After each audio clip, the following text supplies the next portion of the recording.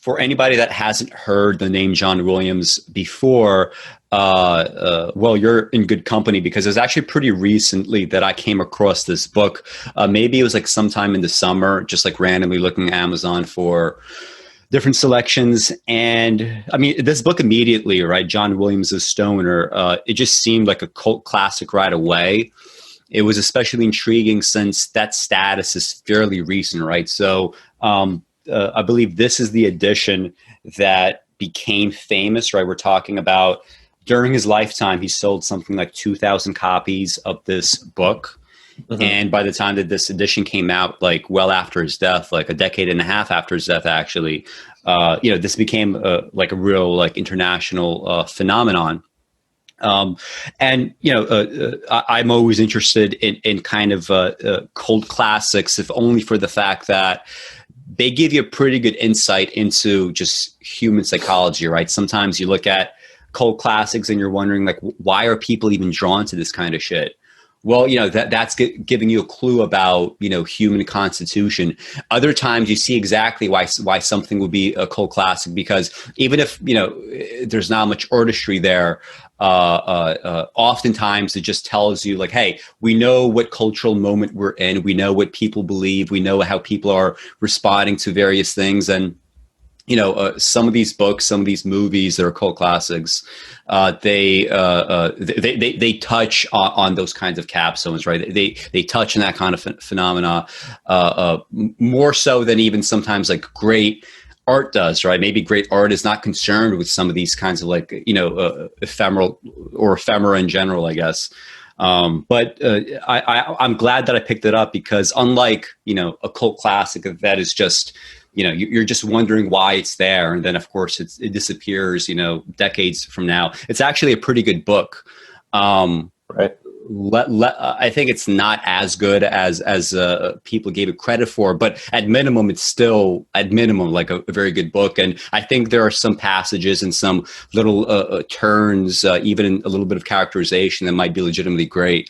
So I'm not sure if you want to add anything to it, just to give people like a general, outline or maybe your feelings on it overall before we get into the specifics in the chapters and kind of take things chronologically almost. Sure. So similar to you, I had never come across this book before or heard of it until you brought it up to me to read and then discuss here on an ArtiFact. So I wasn't aware of the cult classic status, and after doing a little bit of research, you do realize that I think it was, what did they say, early to mid-aughts maybe, that this was rediscovered in a sense, initially published in 1965. And so 40 to 50 years later, here we are, and there's a rediscovery, and it's now been translated into a lot of different languages. It was a bestseller in France and the UK, I think, before it really took hold again in the States, and now it has cult classic status in the States as well, and has received a fair amount of attention and commentary. So again, even though we both read a lot and come across a lot of different things, I hadn't encountered it before, but I agree with your assessment that I thought it was a very good book, and it does merit a revisiting here. I'm glad in that sense that it's been dredged back up from the past, and interesting that John Williams, when he was alive, he won a National Book Award, or shared a National Book Award for his book Augustus. But this one pretty much went under the radar. And yet it seems as though this is probably going to really be his literary legacy in large part. So have you scanned even like some of the other books? Because I don't know much about the other. I know like the broad outlines, but I mean, who knows? There might be like even a better book that he's written. But I will, from this point on, probably check out some of the other stuff that he's written on the strength of Stoner. Right. I was going to plan to do the same thing, because I haven't skimmed even for a minute the other books yet. So this piqued my interest in his writing. It would be maybe down the road, you and I would have another discussion, either briefly or at length, about a parallax between one or two of his other books and this one, and how we feel like they stack up. So definitely interested in revisiting that. I know that during his lifetime, both while he was, I think, earning his degrees, and then while he was a professor, he published some books of criticism, maybe one or two poetry collections, that kind of thing. So he wasn't enormously prolific, but he did publish some. And do you want to talk a little bit more about the salient points of his life, and then jump into the book itself? Or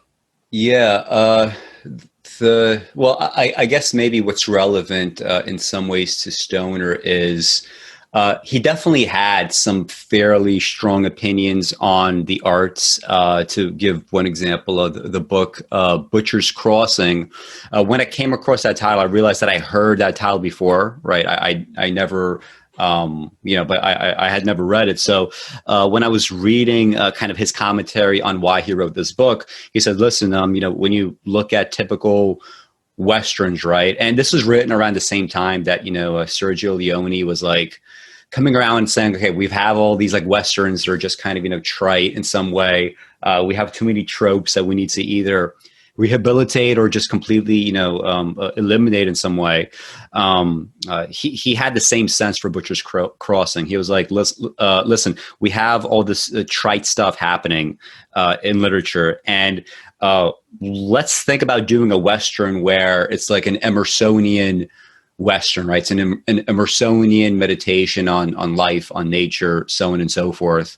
Let's sort of subsume the Western under this kind of like wider, meditative rubric, which, I mean, that's kind of like the right idea. You might disagree aesthetically with like, well, I would have, maybe done that differently, maybe a different kind of Western. But the fact that he understood enough to say that there's a problem in this genre, we need to do something different within it, right? We need to find a new way of looking at these like, old time myths, essentially. If we're talking about Westerns, right, we're just talking about American mythology. He knew enough to say that for this to work as a work of art, we're going to have to try something new, right? So, and also like another thing, he genuinely seemed to not really give a shit about how much he was selling or not selling. He said that he became a writer for the intention specifically of being a good writer. He was a professor alongside that to just, I guess, bankroll, to the extent that being a professor is a bankroll of anything, but to bankroll his artistic career, right? He said, I'm going to be a professor and I'm going to, I'm going to teach. And when I have time to write, I'm going to write on my off time, right? And he used like, I think mostly the summers to write, and then mostly his teaching days to, just do regular teaching and not focus so much on art, which is very, very draining.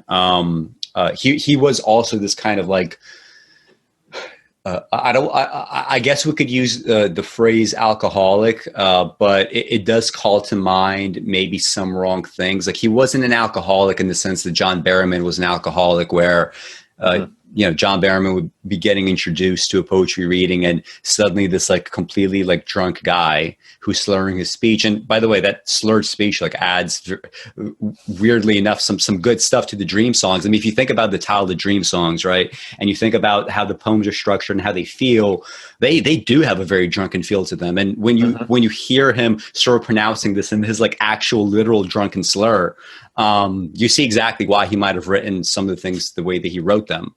But with John Williams, he was his wife. Like I've read this interview with his widow, and she said that he had this like low grade dependence where he would sort of start the day when he was writing, just start drinking, right? Maybe he would have he would start with a shot here, a shot there, really kind of drag it across so that you're not completely out of it, but you're always not sober, right?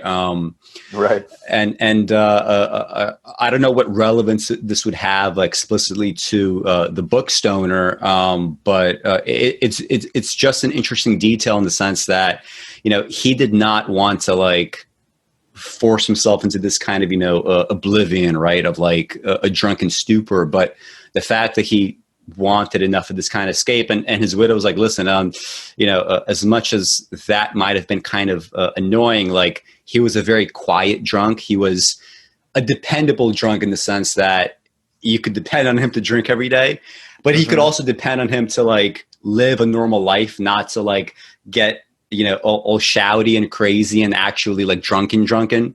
Right. And she said, he went through World War II. He clearly had some sort of like post-traumatic stress disorder related to it. And it's not entirely surprising to me that he just, took up drinking soon after that, even if he never was truly like a full-blown alcoholic in the sense of a John Berryman or someone else that actually dies, somewhat, from specifically, that kind of behavior. Right. Yeah, and it's interesting because with Stoner, there are definitely autobiographical elements that will become apparent. We've already sketched enough of John Williams's life that viewers will be able to draw some parallels here. But with the actual character of Stoner in the novel, he's not a drunkard. He's not particularly adventurous in any way. Williams, like you said, he was this pilot in World War II and stationed in India and Burma, I think, during his time, and then kind of he had this steady drinking going on, which Stoner doesn't have. Other characters have. One in particular, his daughter Grace, where it becomes sort of a core part of her character that we might talk about for a minute later. But yeah, Stoner is just a very, in that way, he is. It's kind of autobiographical because Stoner is just that plodding, dependable, carry it forward sort of metronomic person or personality type. So some of that does come through, and then there's Stoner's University of Missouri, where he gets his education and spends his whole teaching career. And Williams got his PhD from University of Missouri, although he spent his career at University of Denver. So there's some little parallels he throws in there, but I think you and I would both agree it was smart decisions made by Williams to not make this purely autobiographical. He picks and chooses, Yeah. This actually reminds me, and perhaps we could just like get into, a little bit of a chronological breakdown a little bit. So like when the book opens, so William Stoner is, he's coming from this like farming family, right? Just like John Williams did. John Williams, I don't think himself was ever truly like explicitly a farmer, but, he, until his death, he was constantly growing vegetables, tending to his like various gardens. So he definitely had, a history with that. That was part of his kind of upbringing. When we look at William Stoner, though, so he has this kind of hardscrabble existence, right? He looks at his family. His parents are, already kind of incredibly weathered. They're very kind of quiet. They're stoic. They're kind of, accepting things as they come. We didn't actually write down the parents, but now that I think of it, the parents are probably some of my favorite characters. Like I remember, for example, when William Stoner was getting married, and they were just kind of like happily like standing around, like his mother, just kind of like with this faint smile, and she's described almost kind of like in this almost like grandmotherly fashion, and you could just sort of see that this peasant woman who does not, she by the way that she's described, she doesn't seem to have tons of like truly complex thoughts. Like her entire life was like, tending the soil. And you're just wondering, like, what exactly must she be thinking in this situation? Does the William Stoner character, like, is he sort of thinking, like, what is she thinking? Does he see a disconnect between himself and her in the sense that he's already kind of like, gotten away from this, hard scrabble existence, and he wants to do something completely different with his life. It's true that William Stoner doesn't necessarily take all that many risks in his life, but it seems as if like that initial risk that he undertakes, which is his father sends him off to university so that he could learn, like modern techniques for like, increasing yield and, just tending the soil in better ways, I guess. And his big gamble was, I know this is my existence. I know that this is where my ancestors come from, and there's like this passage relating to that.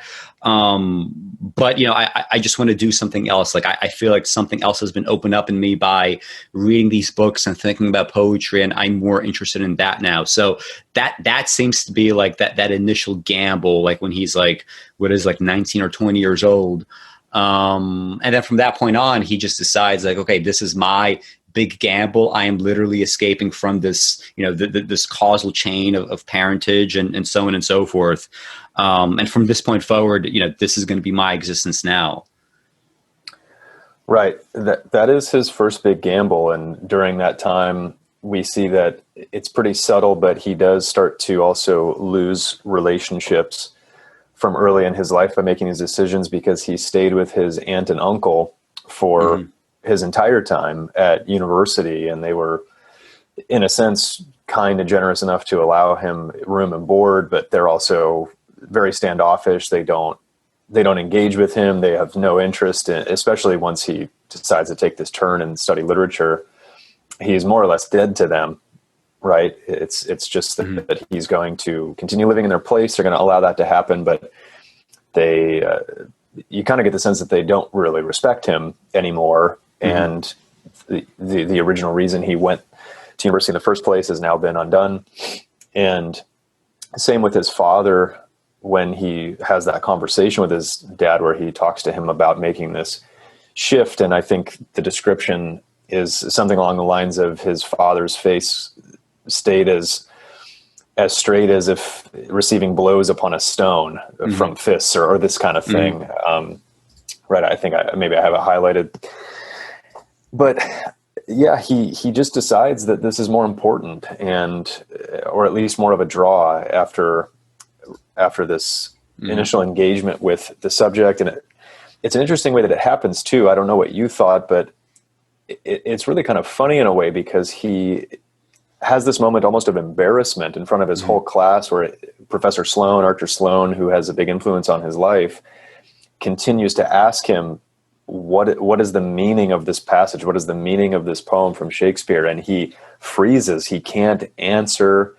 He doesn't come up with anything. And then the whole class eventually dissipates, and he's left sitting there and thinking, why did this have such an effect on me? And I think initially my expectation was that he would maybe be frustrated by that and want to move away from it, but instead it draws him back. And so he makes an interesting decision that way, after a more or less a moment of embarrassment, and eventually interacts more with Sloan, who says, well, don't you know, you're meant to teach, you're meant to study these things. I don't understand why you haven't already grasped that. And yet, as with numerous other points in the book, Stoner then goes on to this moment of reflection where he realizes, yeah, I suppose he's right, more or less. This is what I've already decided to do, even if I haven't admitted it to myself.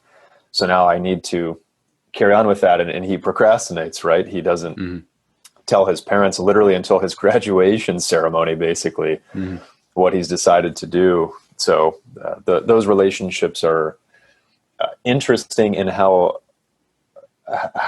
blocked they are, and just how unemotional they are with his aunt and uncle and mom and dad. Yeah. That makes me think of how, when Archer Sloan, essentially, I guess, confronts him and says, like, listen, you have to be a teacher. You have to go forward with this. It makes me wonder whether that is what is that example of in the writerly sense? So, there must have been some kind of implied characterization, right? Like, it's very possible that as William Stoner is sitting around this class, kind of, I guess I can imagine him trying to take notes. I can imagine him falling behind, not really getting a lot of the material, but clearly sort of, interested and maybe feeling frustrated that, hey, why isn't this easier, right? That this feels like it should be easier. Archer Sloan could have just easily just been thinking, well, he's struggling with this in a way that maybe I struggled, or I saw other people struggle with. And now I see William Stoner struggling in this way. Clearly he's cut out to do what I ended up doing here, right, in my career. And, it just makes me think, like, if this is the conclusion that he draws, like, in a writerly sense, right? You're sort of meant to imagine, like, preceding this, like after Sloane says you're meant to teach, then you have to sort of go back in your mind and think, okay, well, I've seen William Stoner in this book thus far do the following things. I've seen him sit in class. I've seen him struggle. What exactly about that was written has only been implied and has not been explicitly stated, right? So, I mean, there must have been something, right? If you're just thinking in terms of characterization. And actually, I mean, before we get any further, we should probably I think the opening set of paragraphs really gives a sense of what this character is, right? And perhaps where John Williams as the writer, where does he stand in relation to these characters, which I think is a very good question to ask, especially closer to the end when we think about how, you know, the characterization unfolds. Like, you always want to wonder whether or not, like, you know, an author is being critical of an idea in some way or a character in some way versus, oh, this is, you know, a character, let's say, misbehaving or otherwise behaving in some way. I'm not sure, like, would you want to read the opening? Sure. The first couple paragraphs, basically. Yeah, there's that, like, paragraph break on page 4. So I guess up to there. Okay. Yeah, I can take it there. So William Stoner entered the University of Missouri as a freshman in the year 1910 at the age of 19. 8 years later, during the height of World War I, he received his Doctor of Philosophy degree and accepted an instructorship at the same university, where he taught until his death in 1956. He did not rise above the rank of assistant professor, and few students remembered him with any sharpness after they had taken his courses. When he died, his colleagues made a memorial contribution of a medieval manuscript to the university library. This manuscript may still be found in the rare books collection, bearing the inscription, "Presented to the Library of the University of Missouri, in memory of William Stoner, Department of English," by his colleagues. An occasional student who comes upon the name may wonder idly who William Stoner was, but he seldom pursues his curiosity beyond a casual question. Stoner's colleagues, who held him in no particular esteem when he was alive, speak of him rarely now. To the older ones, his name is a reminder of the end that awaits them all, and to the younger ones, it is merely a sound which evokes no sense of the past and no identity with which they can associate themselves or their careers. Well, I mean, like, did you have, like, any like I guess I could ask this because I remember distinctly feeling certain things and thinking certain things when I read this. Like, did you have, like, an immediate reaction when you read that opening? Yeah, I did. It's a unique opening from the sense that it does not make any effort to make you want to like Stoner. I guess from the get-go, it's so non-heroic. It's so nondescript, and ordinarily I feel like most of the time with the main character in a novel, we're going to be led to think something different than that about them, most likely. So just with how blunt this was, and reading basically like an epitaph, and yet we know nothing about his actual experiences yet, it's off-putting in a sense. It actually, believe it or not, made me laugh a little bit, because it's just so like almost deadpan funny in a way to introduce the main character in your novel this way. So those were my immediate reactions. I remember when I first read it thinking immediately, like, okay, this is clearly like a major fucking gamble, right? Because, you know, John Williams is essentially presenting the protagonist of the novel as this guy that doesn't have, at least like when it comes to something to eventually be written about him, there is not all that much to be said by others, right? So you're wondering, first of all, okay, is this a critique of people's perceptions, right? And that perceptions are oftentimes bad, and he's actually like a very valuable human being. Is this a critique of William Stoner, Is this a critique of something else? Because it's a major gamble in the sense that if you're telling the reader right away that this is not someone that is just immediately likable, or this is not someone that has done anything truly of note, this is someone that is very easy to forget, you're going to now have to like spend some time making sure that the reader actually does find Stoner relatable. The reader actually finds, if not like vindication in Stoner's life, then something of the critique, right? That makes sense, right? Usually like you get the opposite, right? Especially in like the worst writing, you have this overcompensation where, to make an interesting protagonist, you need like, all the bells and whistles, right? You need them to be like a spy. Right. You need them to be like a womanizer. Right. You need them, like 1,000 different things. Yes. Here you have like the exact opposite. It's being sort of put out front.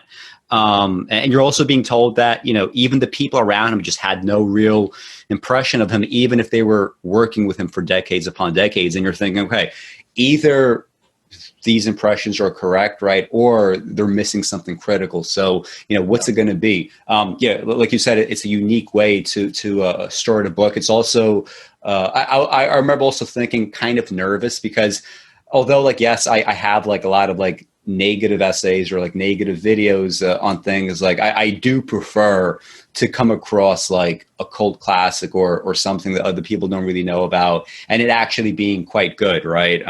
It's better for me as a person, right? Sitting through something for a few hours that actually edifies you in some ways, just objectively better than the opposite long term, right? Imagine surrounding yourself with garbage year after year. You're going to be a very different person than if you could surround yourself with great art and really try to understand it. I was kind of nervous, like, shit, like, is it going to actually like pull this off in some way? Because this seems to me like a setup for failure unless you really know what you're doing. It like as the book went on, though, you see like, you see like that was a fairly prosaic introduction, but every single page of the book probably has like a line or a paragraph or a set of sentences in some way that are, you're clearly well written, that are memorable, that are, saying something of depth and of value. So, that feeling kind of went away quickly enough, but I did have that very nervous feeling from the beginning. Right. Yeah. The way that it's almost, I'm sure in a way this was intentional by Williams, but like you said, there's a hard break after those two introductory paragraphs. And then it's like the book actually starts in a way, right? And he switches to his more, just more elevated prose style, I suppose, that then persists through the whole story. And so you're exactly right on some of those points. I also think that in a way, this, although it is a gamble, it made me interested. Maybe you need to be a certain type of reader to read that introduction and feel this way, but it actually made me quite interested to carry on, to learn more about Stoner, because you're thinking, so if this person's so apparently nondescript and their life is so trivial, why are we then about to proceed to spend 300 pages telling the story? What goes on? And yet, in that sense too, it's also a story about billions of people's lives throughout history, right? That are people come and go and don't leave any kind of real mark except maybe in a tiny circle around their immediate surroundings while they live. So anyway, it's an interesting gambit to start out with, and then we kick off into the rest of the book. So do you want to talk about the chronology of what happens, just some of the major plot points? Just to touch on what you said in terms of like people not leaving their marks. This is another one of those situations where I just wonder what exactly is, I know the critique of the characters within the book by the characters themselves and perhaps their self-perceptions, but what is John Williams's critique here? Because on the one hand, you know that his parents probably don't feel this way about him. They're like, wow, he's actually gone through university. Not only did he finish university, he also, became a professor there, and he's interested in all this highfalutin stuff. Right. Maybe one time he talked to them about like his reading of Latin or whatever else, or maybe he mentioned at some point that he was thinking of writing a book. And this to his family would be so kind of outside of the ken of their own understanding, their own lives. And really kind of like, most people, right, especially back then, they would not be in a situation where, first of all, they would, even get into college. And then, be professors that are kind of moved by all these abstractions that don't necessarily relate to day-to-day life in the way that, other forms of material reality might kind of overtly relate to. Already, like, we have a little bit of that disconnect in terms of like, the billions and billions. But then you think, well, okay, so he did go to college, he did become a professor, he was moved by abstractions. You then wonder, well, kind of like, so what, right? Where is that actually leading to? Did this life of, the mind lead to wonderful literature being made, or a mark that went beyond kind of like the fact that he's so intrigued by all this stuff, right? Beyond his intrigue and beyond his attachment to the life of the mind, what exactly came of the life of the mind? Because if the answer is, well, it gave him personally, a rich kind of fulfilling set of experiences outside of perhaps his marriage and other things. Still, like, so what, right? This is what his personal experiences, and, he touched some students, so what, right? Right. It just makes me wonder, like I don't have, reading that opening paragraph, or, even to the point where like the book ends, I don't necessarily yet have, so far in the book, at least where we are chronologically, I don't have a sense of where John Williams is himself in this critique. Right. I could sort of maybe imagine it, what he might say, but a lot of it just feels kind of dangerous, because he did say things like, when he was writing this book, he was like, William Stoner is supposed to be this like saint figure, right? That he's constantly doing the right thing, he's constantly being whipped by the world. And I don't know if objectively, just by the text alone, reading the book, that you could necessarily come away with the idea that he is saintly totally in that regard, and that he is worthy, right? Because that worthiness is never truly defined, which is kind of, it seems a little bit of a cop-out to me. To the extent that I think this is a very good or excellent novel and not a truly great one, a lot of that disconnect is there, right? We never truly get that point, that all-encompassing sort of position, and even like Williams's own comments on the book don't 100% gel with what I'm reading, right? Sometimes, at least. Yeah. When I saw some of those same comments from Williams that you just mentioned, where that was apparently his perception of Stoner's character, I didn't come away from the novel thinking that at all. I don't perceive Stoner as saintly or saint-like, and I didn't throughout the whole novel. He, in a lot of ways, he's a very frustrating character, I think. And, some of it is his decision-making and the way that he approaches his relationships and some of his conflicts, and then even his teaching, right? This calling, this thing that he's decided to pursue, with some cost, with some expense, especially relationally in his life. Like, by the end of it, what is the real outcome? What is the real result? We'll talk about the final scene of the book in a little bit, I'm sure, and there's some interesting moments there. But for the most part, as we go along, it's interesting because you do empathize with Stoner, yet I also found myself being pretty hard on him at other times, for maybe not for some of the things even necessarily that other readers would be hard on him for, but we'll talk about that more maybe as we go along. But saint-like is not really what I'd come up with. Yeah. So I guess that we could get into the chronology then, so we could give people like some meat, right, to contextualize some kind of more abstract discussion. So he grows up in this hardscrabble way. His family are farmers. He enters university, changes his plans to ultimately become this professor. So he's after his PhD, he's offered a kind of like a professorship. He kind of sticks with it for the rest of his life. Soon after he becomes a professor, World War I starts, and America gets involved, and a lot of his friends that. Well, I guess kind of like friends, and he wasn't necessarily close to some of these people at the beginning, but people like Dave Masters, Gordon Finch, people that he's like teaching with, people that he sometimes meets for drinks after work, once or twice a week. A lot of them just say, you know what, fuck it, we're gonna go off to war. Yeah.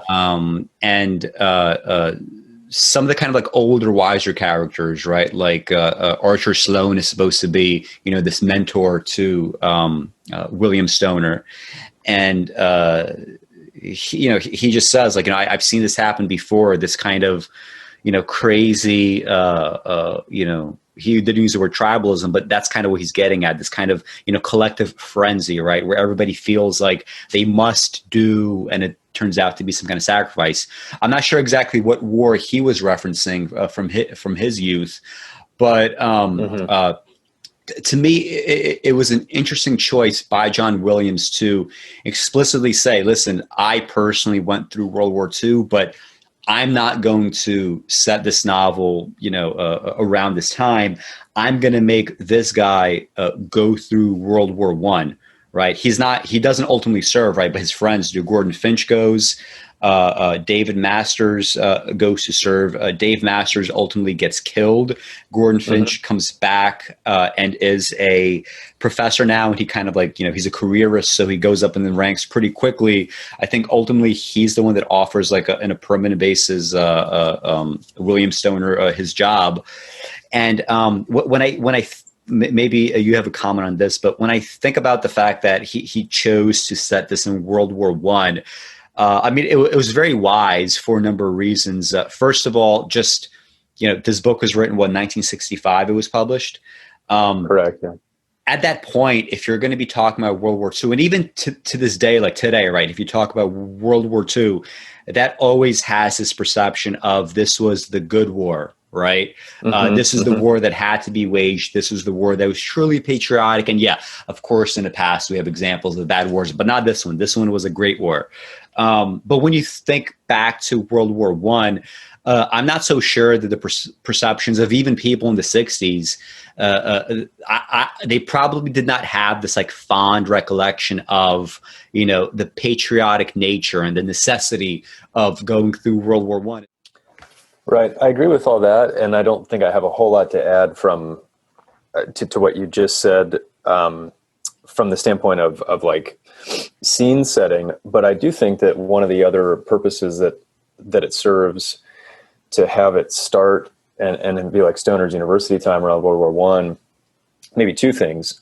First, that because with his character there, we just said we don't necessarily agree with the saintly characterization, but there is this element of long suffering in his life, and his family goes through this, and he carries it on in his own way. And so for him to live through both world wars contributes to that in a way, right? He has his coming of age is during World War I, and then he, again, a few decades later ends up as an older person going through World War II. He's obviously not going to be called upon to serve, but it does affect him very deeply. And one of my favorite passages from the book, which I'll probably read from later, is him reflecting on World War II now, and this public sense of dread that's invading his life for a second time in his life. And so I think that it contributes to his character pretty strongly. And I also think that it allows for a parallel to be drawn with Arthur Sloane, because, he has this really important figure in his life that sets him up for his professorial career.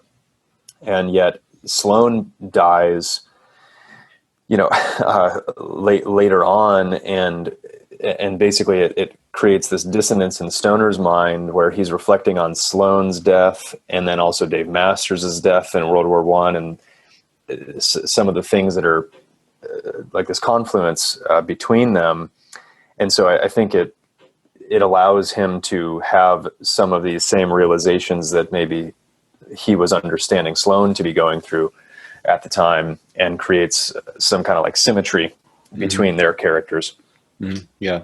Yeah, I think that's true. I wasn't thinking so much about the fact that like being, on the front there, right? Being in World War I versus II, you are setting up this thing where you can cyclically like touch upon World War II simply by having that, in the past, right? And sort of saying like, it's easier for us to say, especially with like Nazism and other like objective evils. It's easy to say that this was like the great and necessary war, right? But but also like if you're kind of thoughtful about it, like you also see the roots of any of these wars with the kinds of terrible decision making that those in power, are constantly engaged in, and constantly, sacrificing everybody else in that process, right? You have like the great power of politics, and then everyone else is kind of caught in the crosshairs, as it were. Okay, so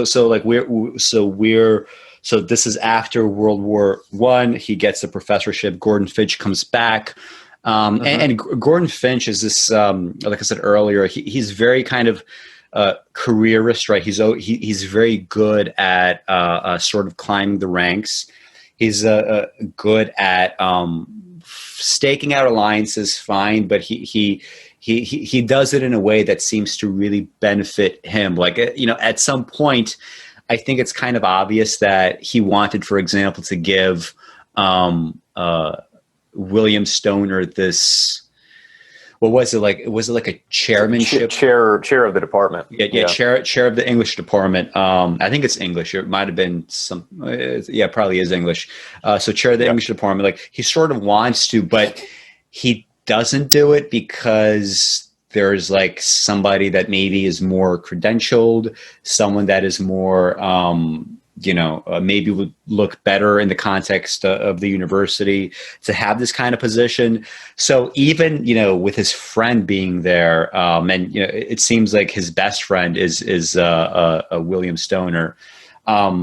He kind of sacrificed, like you said earlier, that Gordon Finch does things to help out his friend when he can. But I think that's kind of like the important distinction, right? If you're only going to do it when you can, and you define when you can, when I can is when it doesn't personally interrupt like my career.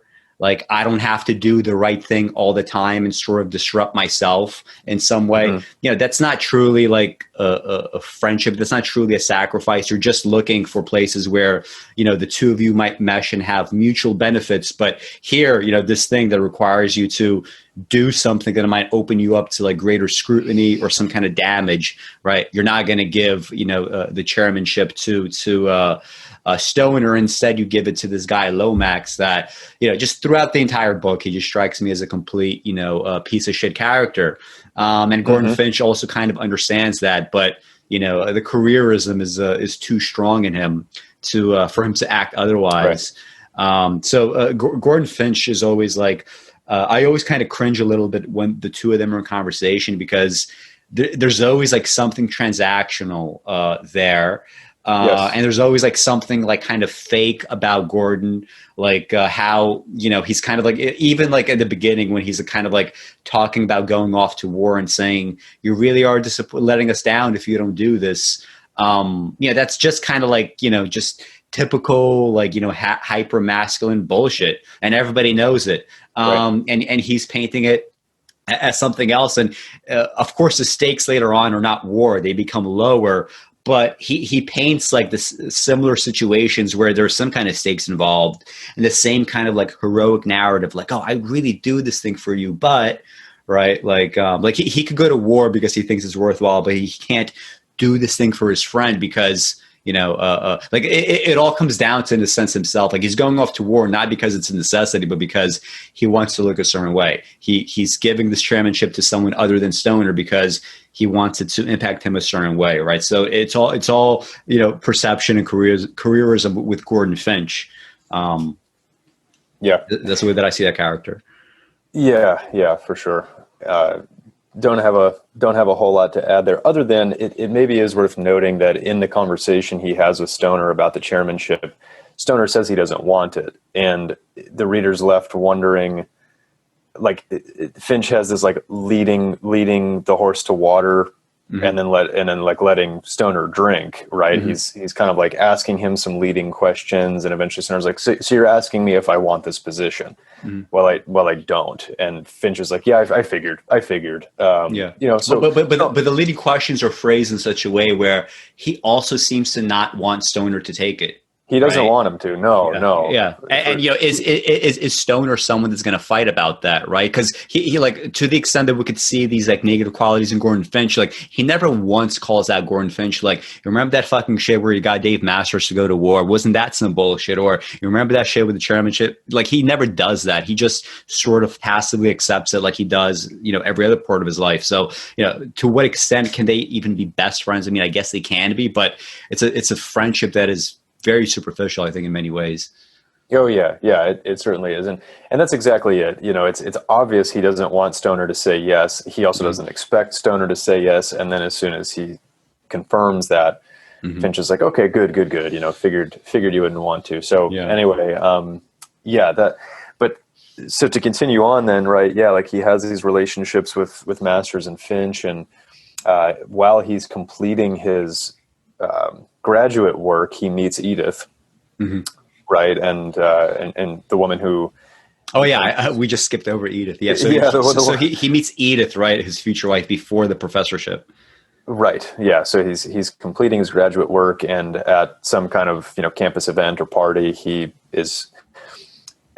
It's not so much that he's introduced to Edith. He sees her, and she strikes him a certain way, right? And then eventually he decides to speak to her, and there's descriptions about the effect she has on him and all these kind of things. It's a bit of a classic boy meets girl moment. There's not a whole lot more to it, and then he just is interested sexually and any other way, and so decides to ask her if he can see her again, and she says yes. And from the get-go, you just feel like Edith is a strange person.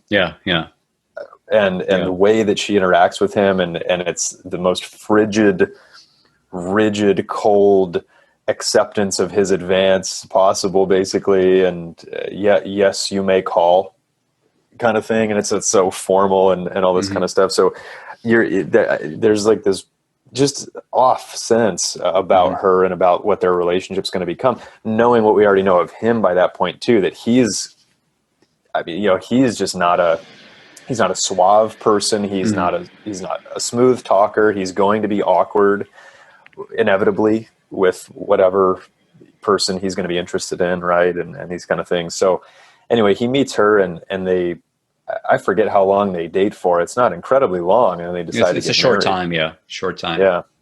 Right. So yeah. Do you think that was, by the way, realistic? Like, do you think, do you think the way that that Stoner falls in love with Edith, do you think that was realistic, or do you think that was like just a full-on characterization? Because, this is the thing, like, we don't want to like read too much into the past, because we're not the past, we're modern men, but immediately, like, you had that negative feeling about Edith. So did I, because, we've probably been around women like this, and we sort of know where this would lead. And like, clearly, like, you should just stop and not pursue this kind of person.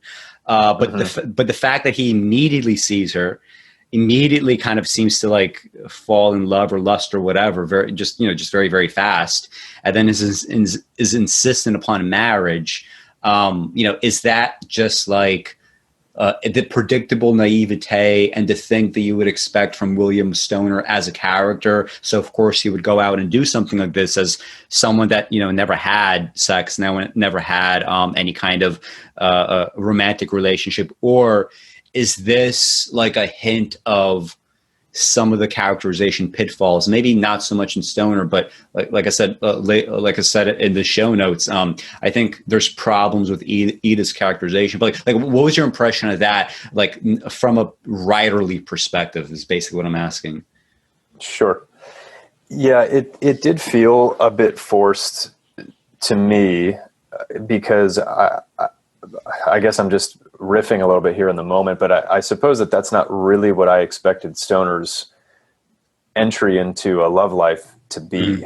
And I certainly didn't expect it to be like quite so smooth in the sense that it was. I know that's a little bit of a weird way to phrase it, but he meets her, they date briefly, he meets her parents and asks them, I think on the first time of meeting them, to marry her. They're wealthy St. Louis upper crust people, so they're kind of from the big city in a way, and it's obvious Edith comes from money or the appearance of money, with her dad as the president of a bank, and all of those moments, I guess I expected for Stoner at some point to have more hesitation or maybe rethink this, or I'm in the midst of starting my career. Would I really want to just marry this person? What would she want out of life? What does she want out of life? We don't get any of those signs from Edith. There's no conversations really between them about those things until we get to the hyper awkwardness of their sexual life and then deciding to have a child in a little bit. And so, yeah, it does come across as a bit forced. And even the characters of her parents, I had some moments where I was like, of course they're like rich, just buffoons from the big city. Like that, it's just kind of like almost too convenient that bumbling Stoner, right? This person from the farm who discovers an affinity and an ability with literature and at least teaching it, then meets some woman who like just kind of sucks him in, and then is he enamored with her family's wealth? Is he put off by that? We don't really know, but he obviously is okay with it enough to just carry forward despite some pretty clear red flags that then later turn out to be true that he just bypasses. And you're kind of like, is he really this dense to just motor through this whole phase of the book? And it felt a little bit like Williams was just kind of like, well, here's kind of something that needs to happen for then some other things to happen to Stoner later that he's got to deal with. Yeah. That was my assessment. I actually don't remember her parents as characters all that well. But yeah, like, there is some level of caricature here. But maybe before we get to the rest of the characters, because I have like lots of like quotes and stuff related to that. I mean, do you want to continue with like after like marriage, like what happens, like maybe the honeymoon? Yeah. I guess we can breeze along. So yeah, they go on their honeymoon, so to speak, and their sexual, they're both virgins, so their initial sexual encounter is like about as awkward as it gets, and Edith essentially wants nothing to do with him. I think they do consummate the marriage, but then it's immediately there's no intimacy or essentially no intimacy between them for a length of time. And they move into an apartment near the university that is pretty wanting because they don't have means really. Stoner's still a student and all these kind of things, but she seems to be still excited about this and what have you. And then they're there for, I think, a couple years, 2 or 3 years. And then she decides more or less out of the blue that she really, really wants a child, and almost just tells him this and forces it upon him in a way. And you said in the show notes, there's this classic argument of sorts. And because Stoner is Stoner, it's not even so much an argument. It's more well, we'll talk about that later, I guess. Yeah. Kind of thing when she breaks this to him.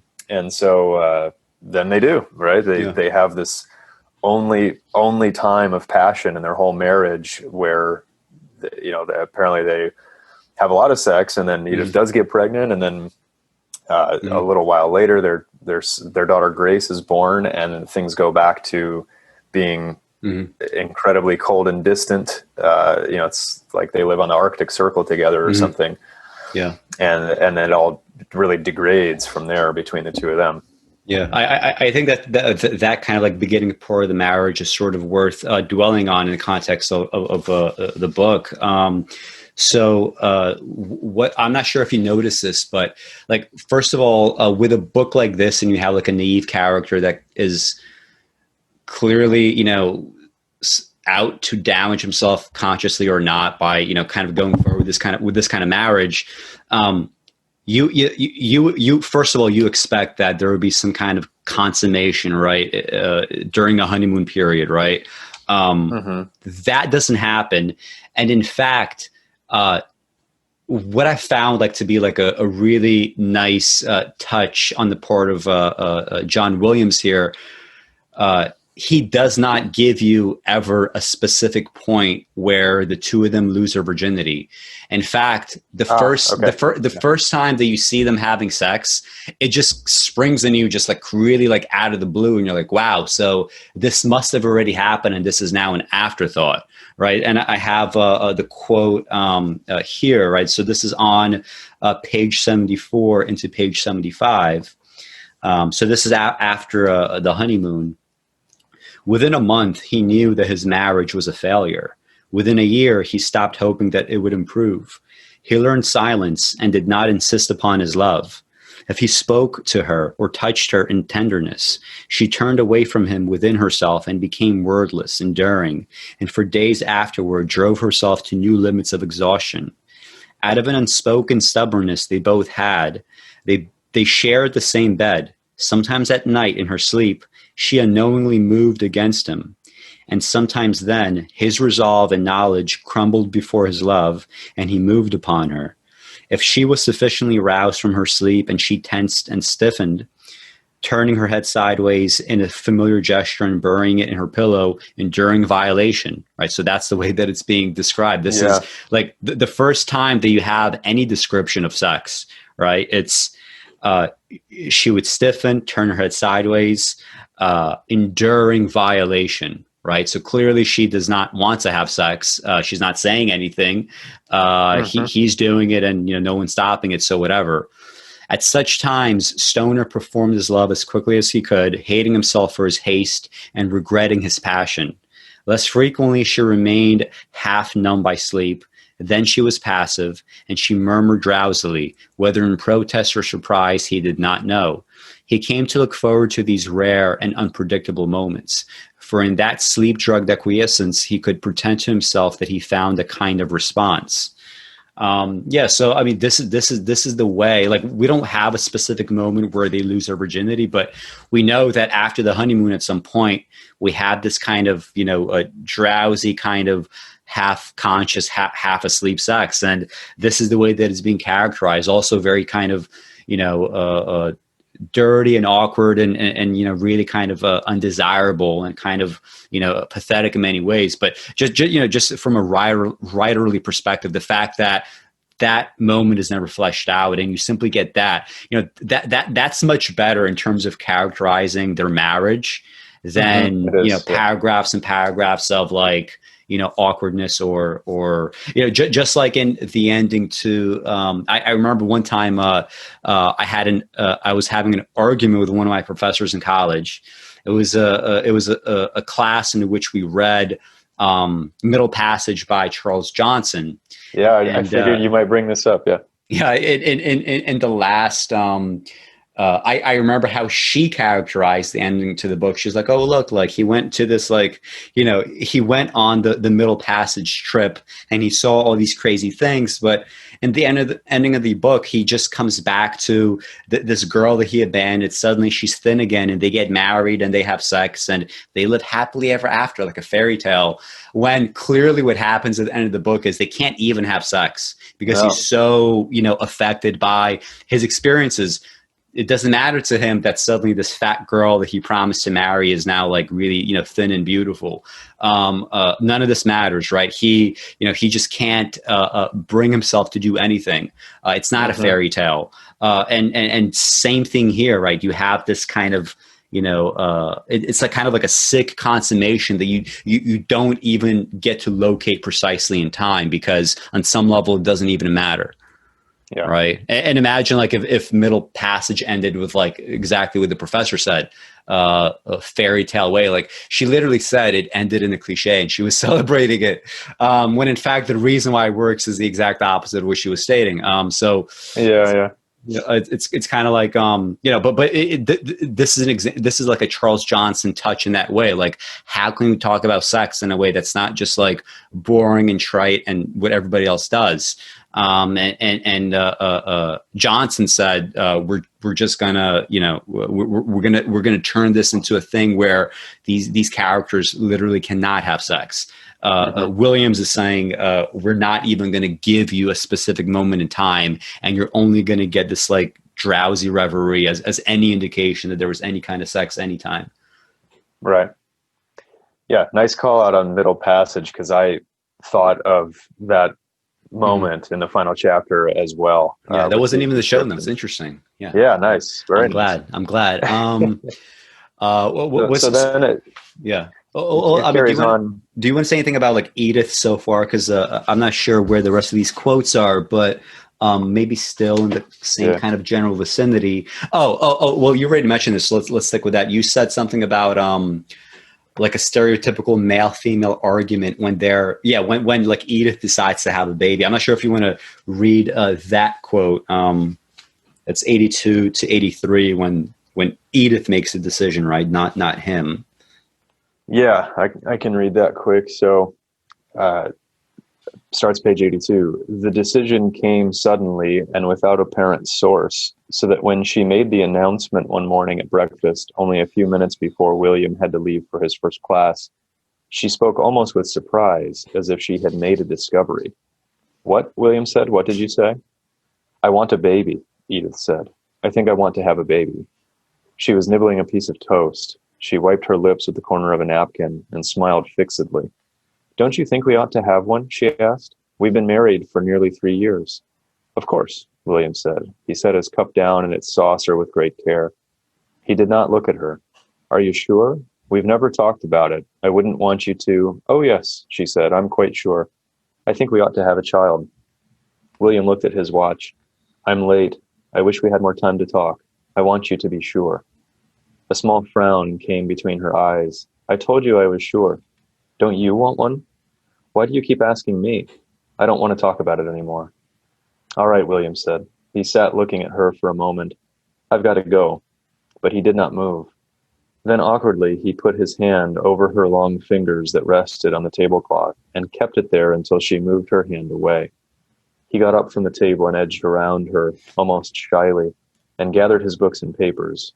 As she always did, Edith came into the living room to wait for him to leave. He kissed her on the cheek, something he had not done for a long while.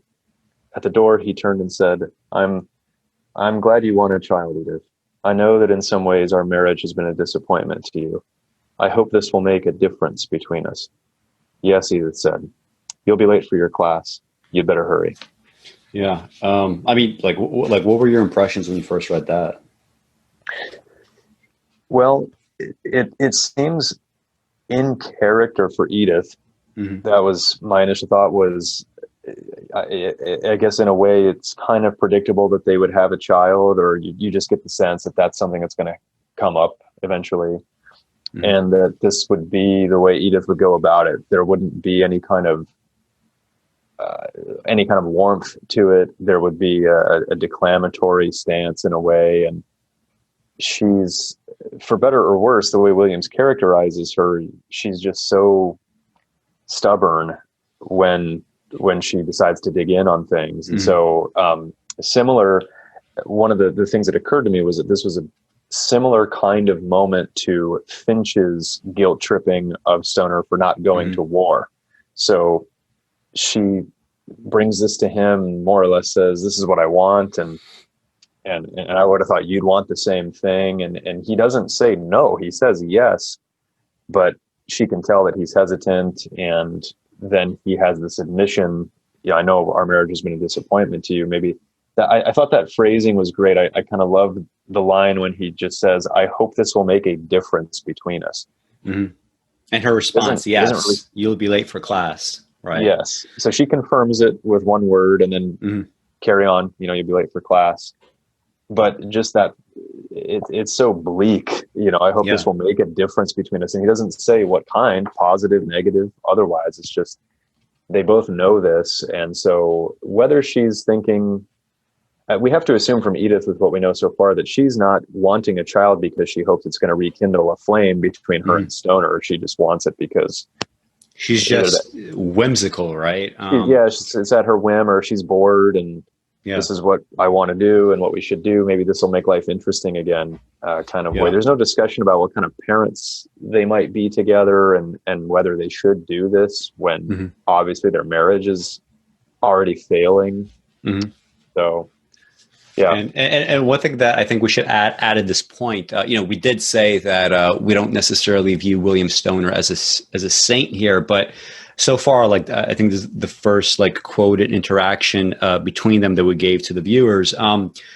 Clearly, he's interested in having a good, functional, happy marriage, right, with his wife. Throughout the book, there's a point where he's constantly giving little gifts. He's taking her on picnics. He's trying to do all these romantic things to, get her to talk more, get her to open up, get her to just, she seems to have this kind of ongoing low grade depression over and over again. But he to the extent that he is a saint, especially even to the birth of his child, he seems to be taking on a lot of responsibility for another person's happiness, right? And we could say that it's foolish, right? We could say that it's this is the classic fucking delusion when you're I hope this makes a difference between us. Having a child, this is one thing I'll also say about this scene is so I think the way you characterize it is apt, and I agree that it's a good scene, but I had already at this point in the book started worrying a little bit, in terms of okay, will this be truly a great novel, or will it have the flaws, and maybe the cult classic isn't totally justified in the way that people say that it is. And one of the problems was, like I said earlier, was Edith's character. Here, this interaction, it's very, very, I said in the show notes, very stereotypically male female, right? I mean, you've seen something like this, in books or in movies before, right? A small frown came between her eyes. I told you I was sure. Don't you want one? Why do you keep asking me? I don't want to talk about it anymore, right? This is very similar to the argument that Woody Allen's character has. I think his name's Gabe. Yeah, Gabe. In Husbands and Wives with Judy, which is the Mia Farrow character, where, she says, I think I want a baby. And he's like, what? Are you sure? He's like, yes, I'm sure. Why don't you want one? Are you just trying to be the philosopher again, where you say, oh, bringing human beings into this world is just cruel because there's so much suffering? That's just all bullshit, right? So she's a more kind of educated version, I guess, of the Edith character, and much more kind of sensual in the sense that she's always after what she wants, even new partners outside the scope of her marriage. But it just struck me as when I read the scene that okay, I know where this is going, and it's not going to be anywhere good. And Edith's character thus far, she seems to be a very kind of stereotypical frigid woman, right? To the extent that is a literary trope or whatever. We have a frigid woman in the form of Judy. By the way, have you seen that movie? I don't want to just keep talking about it if it's No, I should have told you I haven't seen it, but go on with whatever comments you want to make. I just won't be able to interject much. But so Husbands and Wives famously is the last film that Woody Allen did with Mia Farrow. That was in 1991, I believe, or 92 is when the movie was released. It's interesting because like they already had like, you know, their relationship was crumbling. I'm not sure if this was immediately after or during, you know, the Dylan Farrow accusations in the mouth of Mia Farrow. Right? Dylan at the time was not making those accusations. It was, you know, at Mia Farrow's wording. Right? She was the one that went public with that. People would ask him like, how can you be working with Mia Farrow under these circumstances? He's like, I'm just making a movie and I want to make it a good movie. But the character that he wrote in Judy, right, played by Mia Farrow, she is one of his most like evil and I'm not sure if I'd use the word evil, but definitely destructive, very much an emotional vampire, doing these kinds of arguments that we just read with Gabe, and you know, saying like, don't you want a baby, and just like manipulating him to essentially get whatever that she wants. But that character struck me as absolutely human and real, because we saw her in so many situations where she is kind of like more humanized. We saw her even in her kind of, flirtation scenes with, I forget the actor's name, but ultimately she ends up with somebody else that she's working with. And you see these kinds of like flirtation scenes, and you see her as a true kind of human being there, even if she is so unlikable. She's not a caricature, but when I read the scene, I was starting to feel like, okay, so we have a very kind of feminine caricature. Here we have a kind of amping up of a feminine caricature, even if it's well written. How is this going to go? And of course, you already mentioned how like they have this, this like a month or couple months of passion when she decides to have a child. When I read that part, I remember just kind of cringing and thinking like, this is well written, but this is not necessarily very good art. I've been talking a lot. I'm not sure if you want to read that quote. It's 83 to 84. When it's just continuing where we left off. Like when she like sees herself in the mirror and she's, behaving in I don't want to say a stereotypically feminine way, but a stereotypically, I am a woman with tons of sexual power sort of way, and I'm going to admire myself right before I do this thing where I give into my animalistic womanly whims, where I have a child and I'm going to be this crazy sex, driven lunatic during this, short period of time. I'm not sure if you want to read that or if I should just keep going. Yeah, I can read it real quick. Yeah. So this is right after the "you'd better hurry" line for Stoner going to class. So after he had gone, Edith remained for some minutes in the center of the room, staring at the closed door, as if trying to remember something. Then she moved restlessly across the floor, walking from one place to another, moving within her clothing as if she could not endure its rustling and shifting upon her flesh. She unbuttoned her stiff gray taffeta morning robe and let it drop to the floor. She crossed her arms over her breasts and hugged herself, kneading the flesh of her upper arms through her thin flannel nightgown. Again she paused in her moving and walked purposefully into the tiny bedroom and opened a closet door, upon the inside of which hung a full-length mirror. She adjusted the mirror to the light and stood back from it, inspecting the long, thin figure in the straight blue nightgown that it reflected. Without moving her eyes from the mirror, she unbuttoned the top of her gown and pulled it up from her body and over her head, so that she stood naked in the morning light. She wadded the nightgown and threw it in the closet. Then she turned about before the mirror, inspecting the body as if it belonged to someone else. She passed her hands over her small, drooping breasts and let her hands go lightly down her long waist and over her flat belly. She moved away from the mirror and went to the bed, which was still unmade. She pulled the covers off, folded them carelessly, and put them in the closet. She smoothed the sheet on the bed and lay there on her back, her legs straight and her arms at her side. Unblinking and motionless, she stared up at the ceiling and waited through the morning and the long afternoon. I just think the next paragraph is kind of funny, not maybe necessarily for the reasons that John Williams wrote it, but when William Stoner got home that evening, it was nearly dark, but no light came from the second floor windows. Vaguely apprehensive, he went up the stairs and flipped the living room light on. The room was empty. He called Edith. I just laughed when I read that, because it's kind of like, okay, when she started doing this, I sort of knew exactly where this was going. She was going to give into these, like, you know, stereotypical womanly, like animalistic passions, like, right, you know, like she's like, you know, a woman in heat. Yeah. And the fact that, you know, like we have this like naive character, Edith, right before like she essentially, you know, jumps on him. And I also knew that this would probably happen either one night or maybe a couple of months, and then they would go back to like a sexless marriage. The fact that I saw that happening from far away, like you want to have some wiggle room, like some things that are predictable are good that they're predictable. They're meant to be predictable. They sort of add something that way. But I mean, but from a purely kind of characterization standpoint, we don't have any truly human qualities in her thus far. We have that preceding conversation, which is like a very stereotypical male-female argument. And now we have this thing where she decides to have a child, and she's like essentially fondling herself and, you know, getting all, you know, passionate and animalistic under this context. I just had this like very negative response.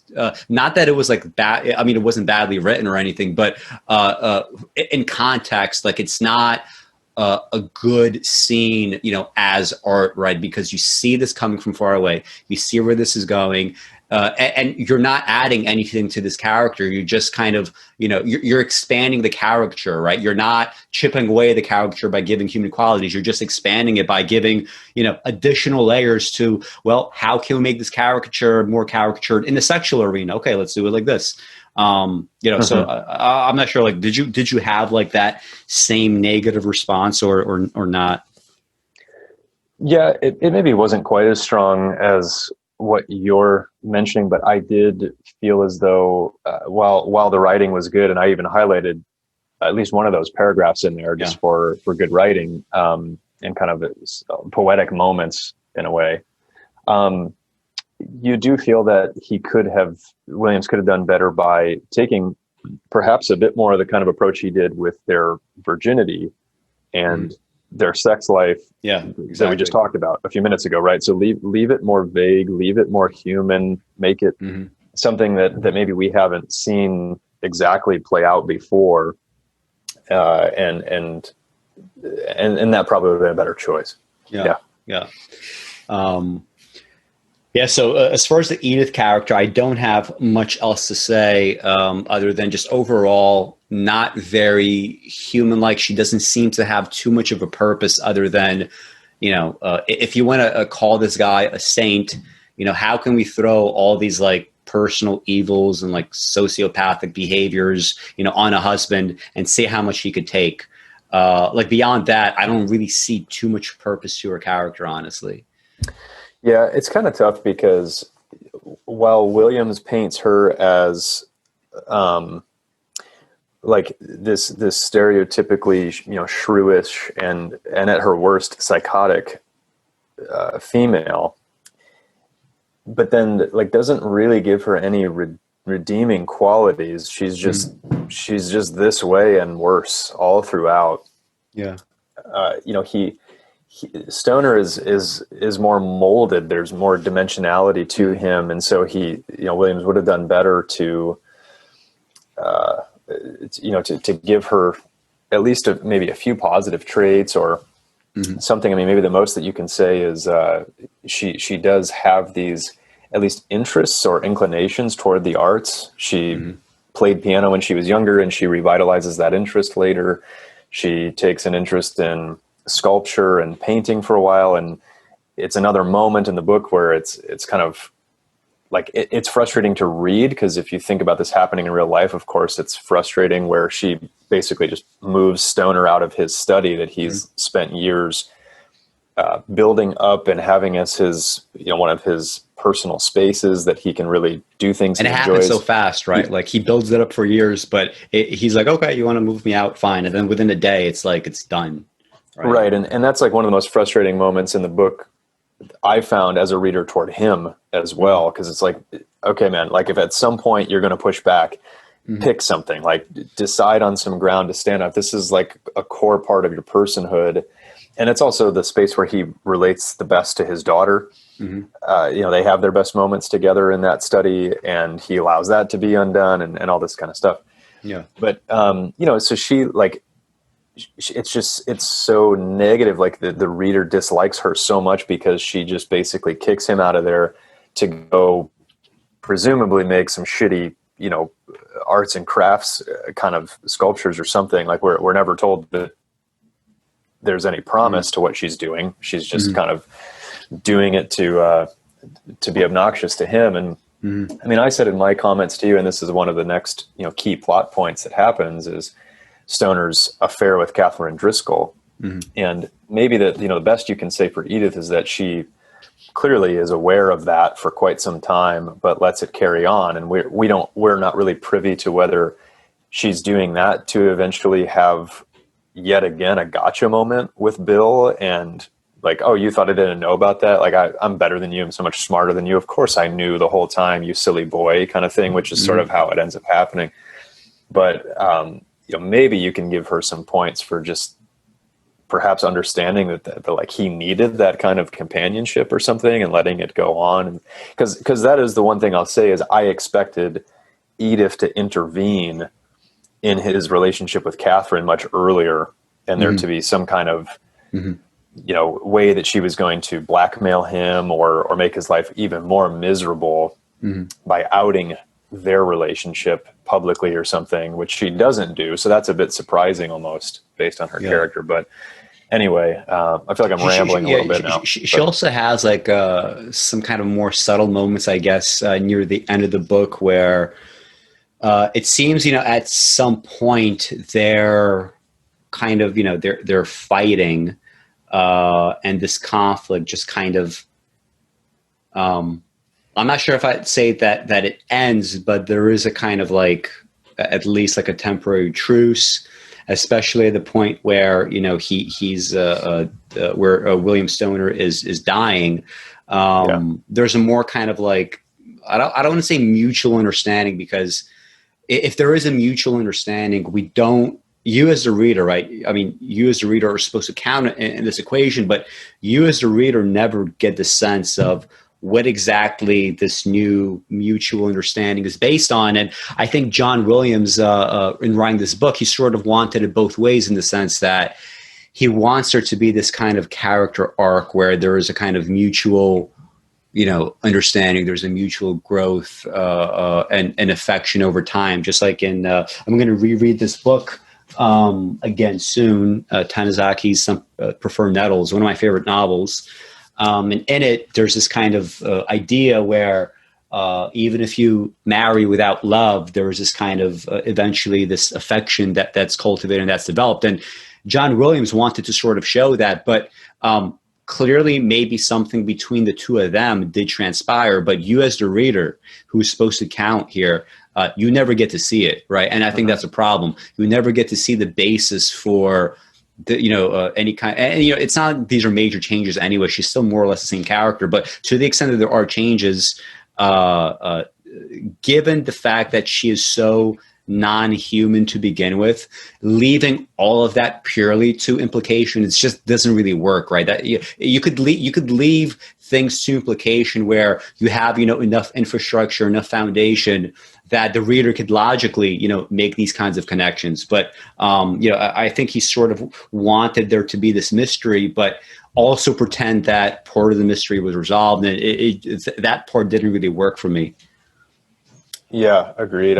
Maybe we're left to insinuate that when their daughter Grace gets pregnant and has a grandchild, that there's some kind of healing, whether spoken or unspoken, between Bill and Edith that happens maybe in that phase of life, and they're both aging and presumably reflecting on their life together to this point. And now our daughter has an unplanned pregnancy, an unplanned grandchild, which Stoner hardly ever sees. It's almost as though the child doesn't exist, the grandchild, in his life. Yeah.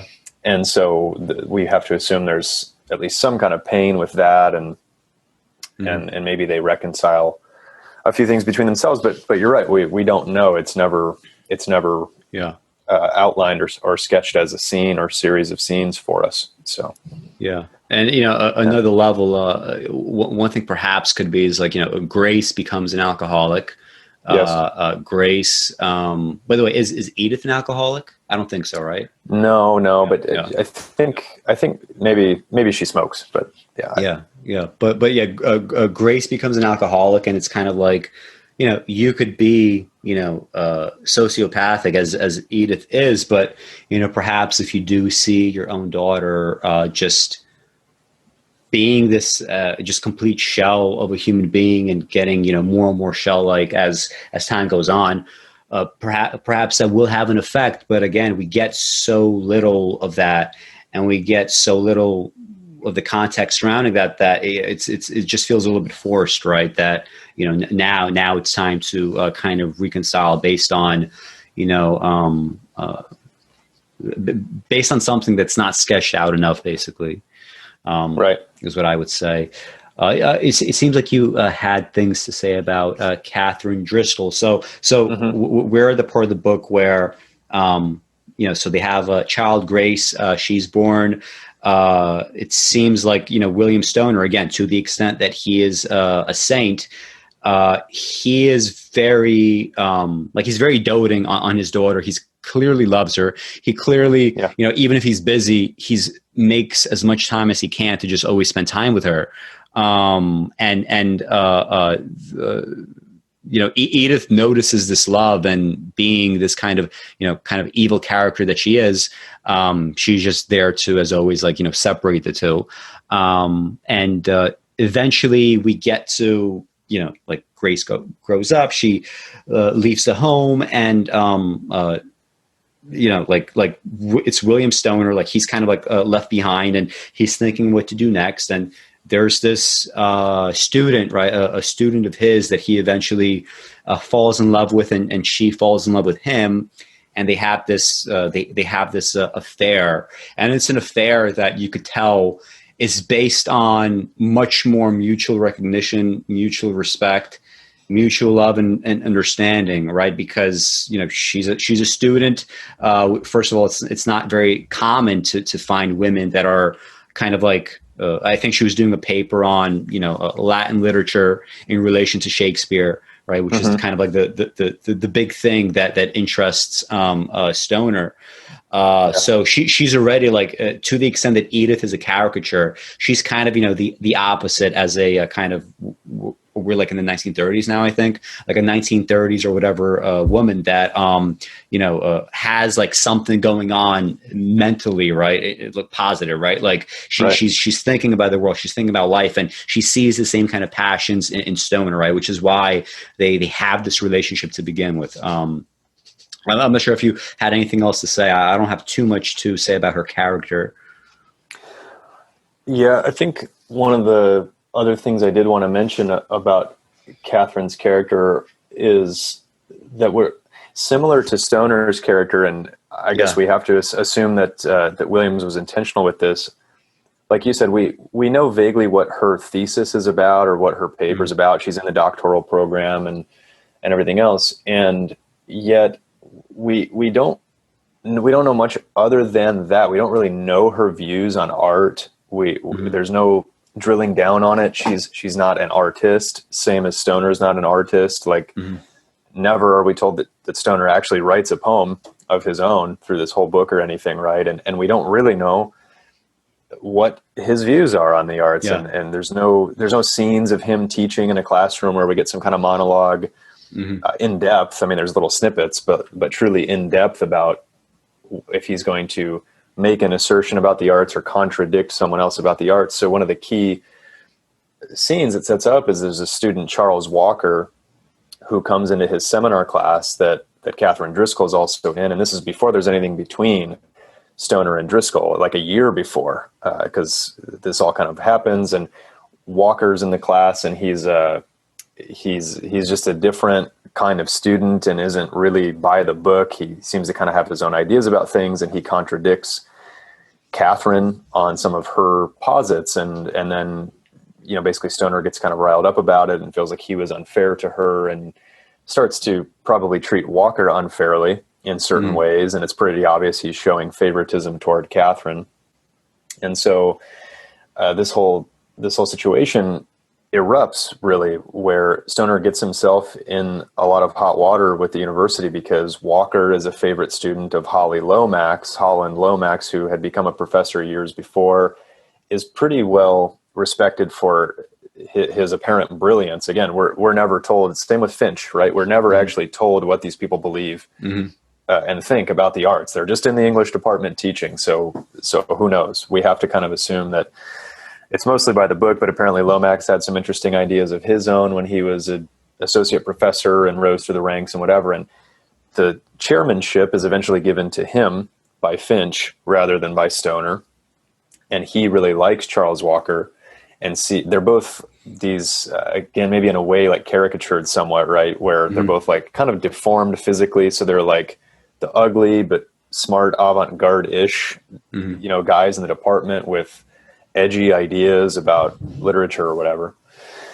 And so Walker wants to continue on in the doctoral program, and Stoner is sitting on the panel to evaluate him and eviscerates him, basically. And so he does have this one moment of deciding, in addition to defending Katherine against him in the seminar, he then decides to really put him on the stand in this panel and outs him as basically someone who hasn't really covered any of like the essentials or doesn't at least know them to the point where he can recite it offhand with like more or less just facts about the history of literature is kind of what he gets quizzed on. So it's stuff that anybody can learn. And you as a reader, if you have any kind of artistic bent yourself, are kind of frustrated by this because it's like, Williams seems to be in a way like putting Stoner in the right in this. And I think he also is critical of him in ways too, but in this moment, this is a pretty big moment for him to really come out of his shell and speak out against somebody instead of being passive. And yet all he's asking him is just like facts and figures and people and theories. And so Walker can't do it. He is exposed as a fraud of sorts. And then, because I guess the recommendation has to be unanimous for him to continue in the department, Stoner pretty much blocks him from being able to go on. And then it becomes this whole fallout for years then between Stoner and Gordon Finch, who's trying to help defend him still, but Lomax and now Finch is in between the two of them and a middleman and whatever. So, it then happens where a little ways down the road, Katherine Driscoll decides to bring her paper back to Stoner to evaluate sometime later. She's still going on with it. He views it positively in and of itself because he hadn't really seemingly thought of her sexually in any way, like initially. And then he gets kind of switched on by this person that he recognizes as a kindred spirit of sorts, like you said. So that's when their affair begins, is he becomes an advisor to her, or it's at least under those auspices. He starts visiting her all the time to give her tips on her paper. Doesn't know if his love is unrequited or not. She becomes ill and then admits to him, like, the reason I'm ill is because you haven't come around, when he was just trying to not basically be a creep. Because he's like, maybe I should back off. Like, I'm getting a little too deep here.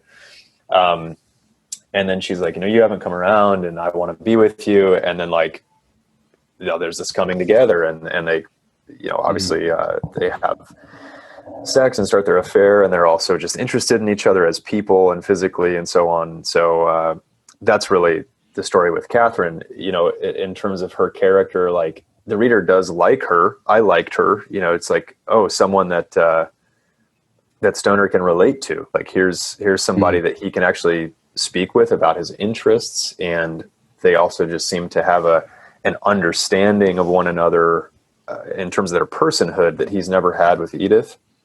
So by this time in the novel, you kind of want that for him. So you're glad that it's coming around. And really, I found myself not like not really even necessarily perceiving him as doing much wrong by having this affair, right?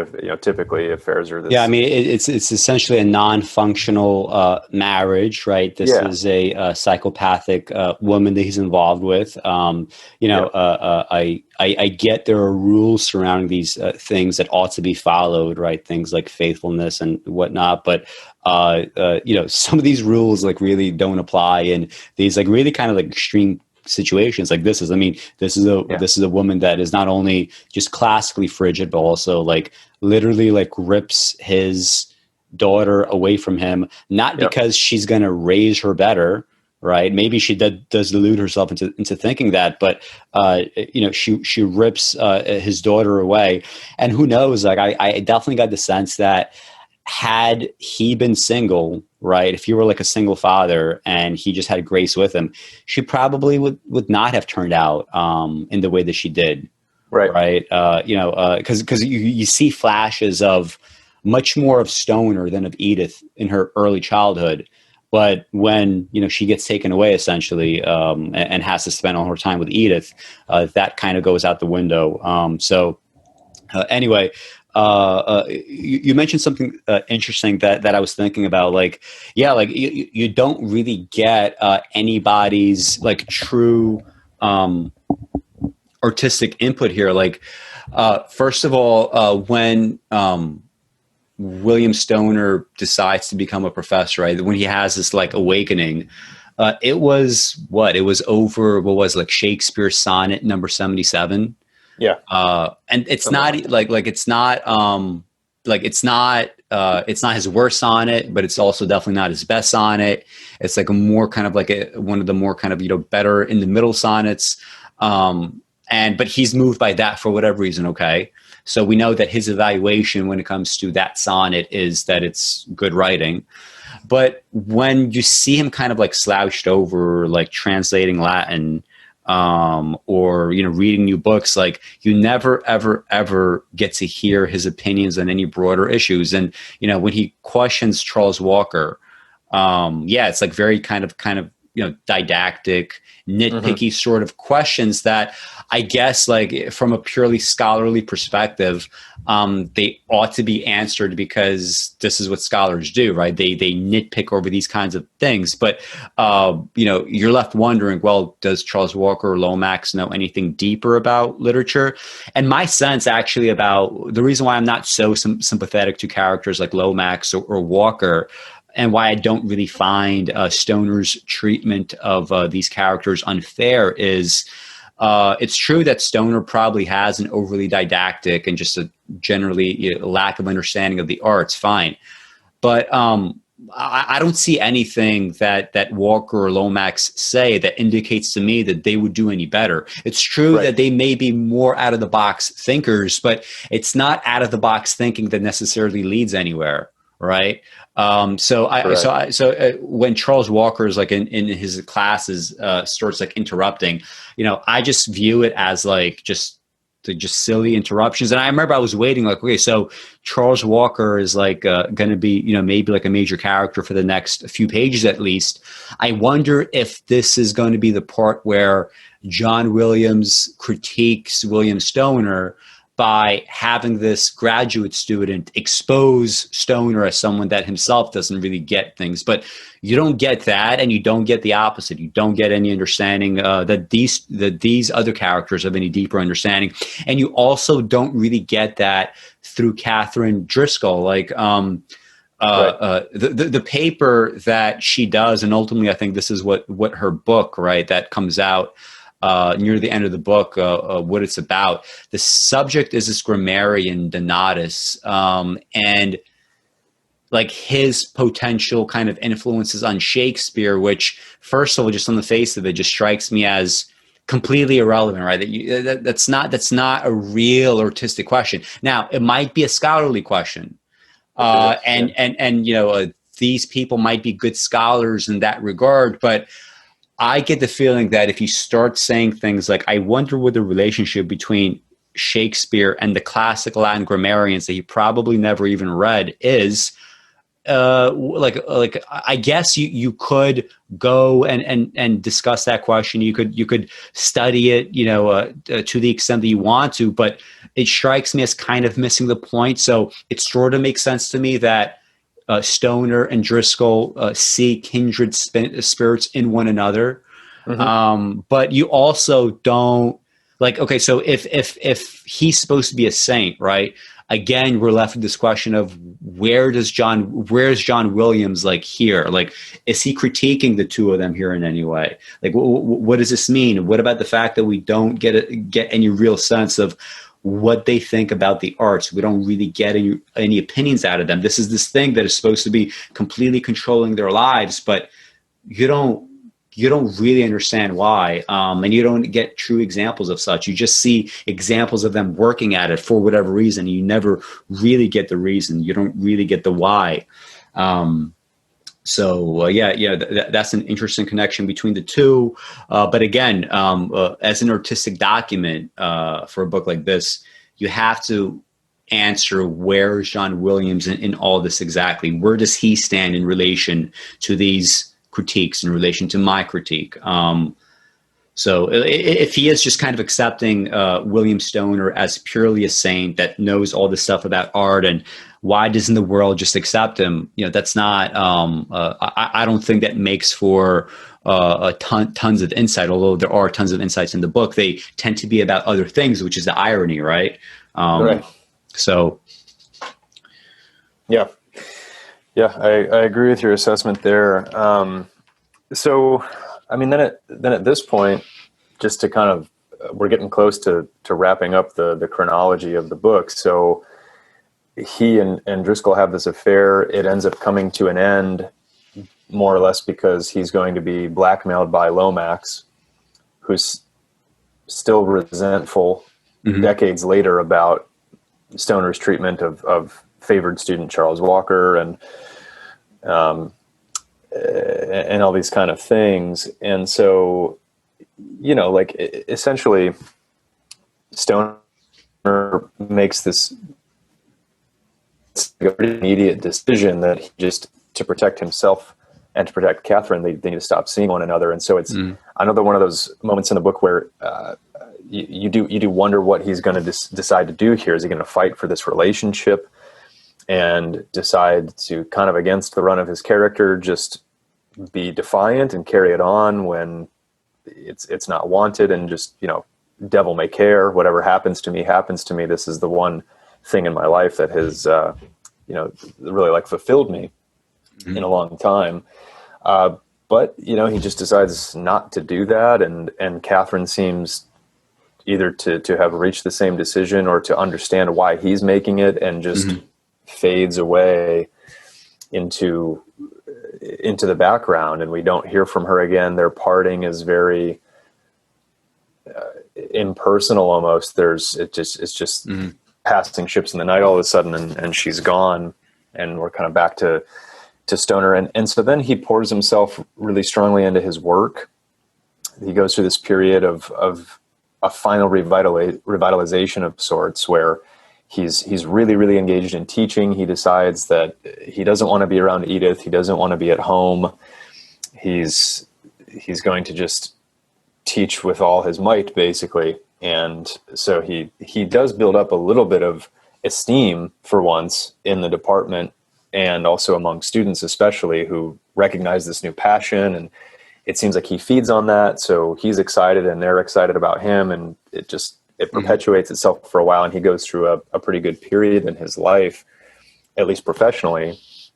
But then eventually he becomes ill. And so, as with everything else, he just grimly accepts that he's not well. He goes in for an exam, and the doctor at first seems to indicate that maybe they can treat his cancer, and you learn pretty quickly that it's spread, and he's going to die. There's really nothing they can do about it with the current medicine available. So he starts preparing to die.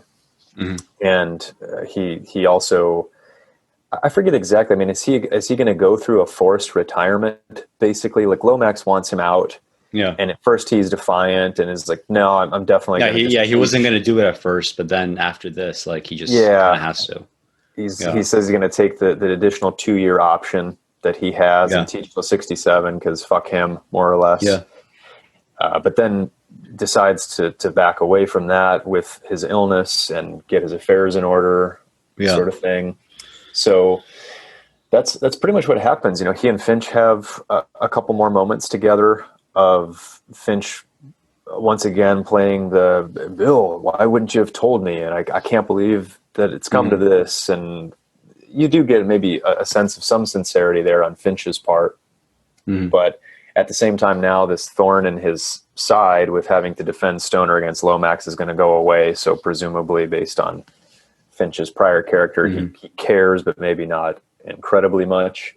And so then there's kind of a funny moment where Stoner, obviously never one for socializing in parties, really doesn't want a retirement party, but they're going to force him to have one. And he's saying he's not going to do it. And then finally, again, it seems like a bit of a fuck you to the department and to Lomax, he decides to go and gives this really awkward, dry speech where he barely recognizes himself talking and is just in a fog where he's vaguely aware of the surroundings and the people there and just doesn't really care much at all. And then he's bedridden. He goes home and starts this descent toward death. And I think there's some beautiful writing by Williams in these moments. And we should really focus on some of that because I don't want to start the discussion by saying, "Oh, hey, this is a very good book. People should definitely read it." And then it's like 2 hours like critiquing, and it feels like a long nitpick. So let's like get to some of the other like good stuff, right? Let's pull out some good quotes because I think that there's definitely some beautiful passages, especially toward this. And let me just see if there were any others from earlier that I wanted to. This passage here where he's learning of Sloane's death, and it goes like this: the coroner announced heart failure as the cause of death, but William Stoner always felt that in a moment of anger and despair, Sloane had willed his heart to cease, as if in a last mute gesture of love and contempt for a world that had betrayed him so profoundly that he could not endure it. And then skipping through to the bottom of page 89, he's talking to Gordon. I don't know. All during the service, I kept thinking about Dave Masters, about Dave dying in France, and about old Sloane sitting there at his desk, dead 2 days. Like they were the same kind of dying. So just those few lines, that one really stuck with me. Like they were the same kinds of dying. I thought that was a couple nice passages there. Yeah, there were actually a couple of things related to death and dying, right? And trying to like differentiate one type of dying from another. Probably here, if I go quickly enough, I could probably find it. So when he's thinking, going back to this idea of death, when he's thinking about just dying in the battlefield, this is the way that John Williams characterizes Stoner's feelings here. His thoughts were much upon death that summer of 1918. The death of Masters had shocked him more than he wished to admit, and the first American casualty lists from Europe were beginning to be released. When he had thought of death before, he had thought of it either as a literary event or as the slow, quiet attrition of time against imperfect flesh. He had not thought of it as the explosion of violence upon a battlefield, as the gush of blood from a ruptured throat. He wondered at the difference between the two kinds of dying and what the difference meant, and he found growing in him some of that bitterness he had glimpsed once in the living heart of his friend David Masters. So, I mean, there's tons of like little like meditations like this on death and dying, right? Trying to find these distinctions. And, it sort of makes sense, I guess, in a macro view of the book, because you as the reader, right, whether or not this is intentional on the part of Williams, you as a reader are constantly thinking like, well, what is the difference between Stoner's life versus any other life? Did he in fact fail? Did he in fact achieve something? Is the fact that he did something a little bit off the beaten path in a statistical sense of like actually becoming a professor, right, interested in literature, is that enough to say that there is like a life worth meaning? And what is the distinction between this dying in the battlefield, other kinds of dying, the dying that Stoner ultimately experiences at the end of the book? Like what is all that about? So I found that one of the kind of standout passages in the book as well, when Sloane kind of like, I guess, confronts him and says like, you have to become a teacher, right? And also, I also kind of, chiding, well, maybe not so much chiding Stoner, but Sloane says, I've seen this thing before with war, right? With people just kind of giving themselves into this frenzy. We must not allow ourselves to do that. So Stoner thinks about this conversation, and this is how it's characterized. For 2 days, Stoner did not meet his classes and did not speak to anyone he knew. He stayed in his small room, struggling with his decision to not go to war. His books and the quiet of his room surrounded him. Only rarely was he aware of the world outside his room, of the far murmur of shouting students, of the swift clatter of a buggy on the brick streets, and the flat chug of one of the dozen or so automobiles in town. He had never got in the habit of introspection, and he found the task of searching his motives a difficult and slightly distasteful one. He felt that he had little to offer to himself, and that there was little within him which he could find. And I found that to be a good passage, partly for the fact that, like, this sort of tells you a lot about Stoner and is kind of like giving you glimpses of his future, right? Like, he's not willing to think about why he might be willing to do certain things or not do certain things. He's not willing to sort of confront his own passive nature. And again, to the extent that Williams truly believes that he wrote a character that is a kind of saint and ought to be treated as a saint, you just kind of wonder, well, this clearly is a critique of his entire being. And, it's not a critique that necessarily can disappear by the time he gets married or by the time he has a child or by the time that he's dying. He is still, that person that can't be too introspective. So, to the extent that we keep wondering, well, where is John Williams himself, the author, in relation to all this? Whatever he might say, I guess, in letters or whatever is one thing, but this does seem to be a critique of Stoner that kind of can be said to stick to the very end. Right. Yeah, I think that's true. And just that he never got in the habit of introspection. I remember when I first read that, it was a bit surprising to hear that description and that characterization of him, because up until this point, based on what we know of him and what he's deciding to do, it seems as though he is capable of introspection and is going through that process as he's thinking about, well, like, should I drop the agricultural studies and pursue literature and these kind of things? So for Williams to just baldly characterize him that way is a bit surprising. But then there are instances later in the book where it seems like that plays out. Yeah. You had another, I guess, a quote after that point chronologically. Yeah. So the next one I was going to pull from was page 108. So I know I'm jumping ahead here, but this is after his parents' death. Well, we should be ahead already. That's why I didn't want to keep going back. So this is good. Yeah. So this is after his parents both die. His dad dies first, and then his mom shortly thereafter. This is page 108, and I'll read through this paragraph. So he buried her beside her husband. After the services were over and the few mourners had gone, he stood alone in a cold November wind and looked at the two graves, one open to its burden, and the other mounded and covered by a thin fuzz of grass. He turned on the bare, treeless little plot that held others like his mother and father, and looked across the flat land in the direction of the farm where he had been born, where his mother and father had spent their years. He thought of the cost exacted, year after year, by the soil, and it remained as it had been, a little more barren perhaps, a little more frugal of increase. Nothing had changed. Their lives had been expended in cheerless labor, their wills broken, their intelligences numbed, Now they were in the earth to which they had given their lives, and slowly, year by year, the earth would take them. Slowly the damp and rot would infest the pine boxes which held their bodies, and slowly it would touch their flesh, and finally it would consume the last vestiges of their substances, and they would become a meaningless part of that stubborn earth to which they had long ago given themselves. And so this was another passage that, reading this description of his parents and their lives, and according to Williams here, and Stoner's reflection, that meaningless part of that stubborn earth to which they long ago given themselves,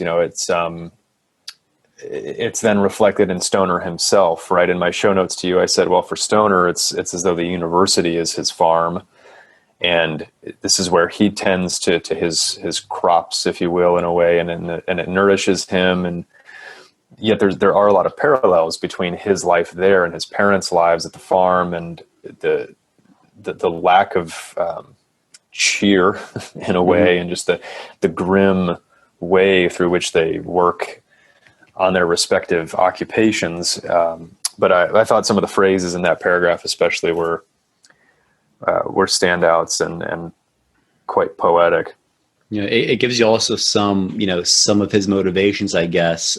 He's seen this for so long, right? Like, even if he can't become an artist, right? Which, again, like from the very beginning, like if I see somebody being affected by literature and it's changing their lives in some way, it makes me wonder, like, do they have any artistic impulses to go with it? In this case, the answer seems to be no. But even so, like, he did make this observation, right? He did see the fact that this was the life not only of my parents, but the life of the parents, before them and before them and before them. And this is, the life of humanity for so long. If I can't, he never makes any comments about, like, I wish I was an artist, but, you could imagine a kind of thinking, like, if I can't be an artist, at least I could give myself to these, higher pursuits, right? At least read something, at least do something, so that the thing that makes me, most human, which is my style of intelligence, like that, unlike my parents, does not have to go numb, right? I can at least exercise it, even if I don't have the ability to produce something from it of worth. I could at least constantly, exercise it over and over and over again. Right. So I don't know. I do remember reading this passage. It just dog-eared it. I'm not sure why I wasn't dog-eared before. I feel kind of guilty that this whole thing is like full of dog ears, and like oftentimes like if we do the same thing. Like you do the dog ears, you do the notes. I have like the macro notes in the front. I have like I plan out books or whatever highlighting. But I oftentimes feel kind of guilty if you were to like point out like a quote that's like good writing, that if I were not to remember it, I'd be like, fuck, like this guy wrote this book and I'm reading through it, and I must have been like, thinking about, I must have been distracted enough that I didn't notice that. And I didn't like respect the book. Right. Like if you think about it, like with the kind of care, for example, when you write poetry, you want people to understand and consider each line seriously. It's not just haphazardly there, right? So if you sort of like allow your mind to drift to such a way where an entire paragraph just kind of disappears out of a text that is a worthwhile paragraph, you did do some kind of disservice. Like, you are guilty of something, right? So don't be easy on yourself in that way. So I felt like a little bit guilty that this wasn't dog-eared anyway. Respect the book, Alex. Respect the book. Yeah. Because if I write something, I want people to have that same consideration for me. Like, I have to give that consideration to others, right? When I engage with their work. Fair enough. If only everyone were that hard on themselves as a reader. Yeah. Right. Were there? There's tons of quotes. Like we could skip ahead to the end, right, where some of the best poetic writing is at the end. So, if you want to take that, we could take that too. Yeah. So getting toward the end, I had one from page 243, and this is going back a little bit to what we talked about earlier, where we were saying, Williams's decision to place Stoner's formative years in World War One, and then maybe the point I made about him, going through this long suffering of World War One and World War Two in his lifetime. And so this is now World War Two coming to be. This is December of 1941. So this is the paragraph on page 243. 5 days before the marriage took place, which this is his daughter Grace's, loveless marriage, basically, to the man who got her pregnant. 5 days before the marriage took place, the Japanese had bombed Pearl Harbor, and William Stoner watched the ceremony with a mixture of feeling that he had not had before. Like many others who went through that time, he was gripped by what he could think of only as a numbness, though he knew it was a feeling compounded of emotions so deep and intense that they could not be acknowledged because they could not be lived with. It was the force of a public tragedy, he felt, a horror and a woe so all-pervasive that private tragedies and personal misfortunes were removed to another state of being, yet were intensified by the very vastness in which they took place, as the poignancy of a lone grave might be intensified by a great desert surrounding it. With a pity that was almost impersonal, he watched the sad little ritual of the marriage, and was oddly moved by the passive, indifferent beauty of his daughter's face, and by the sullen desperation on the face of the young man.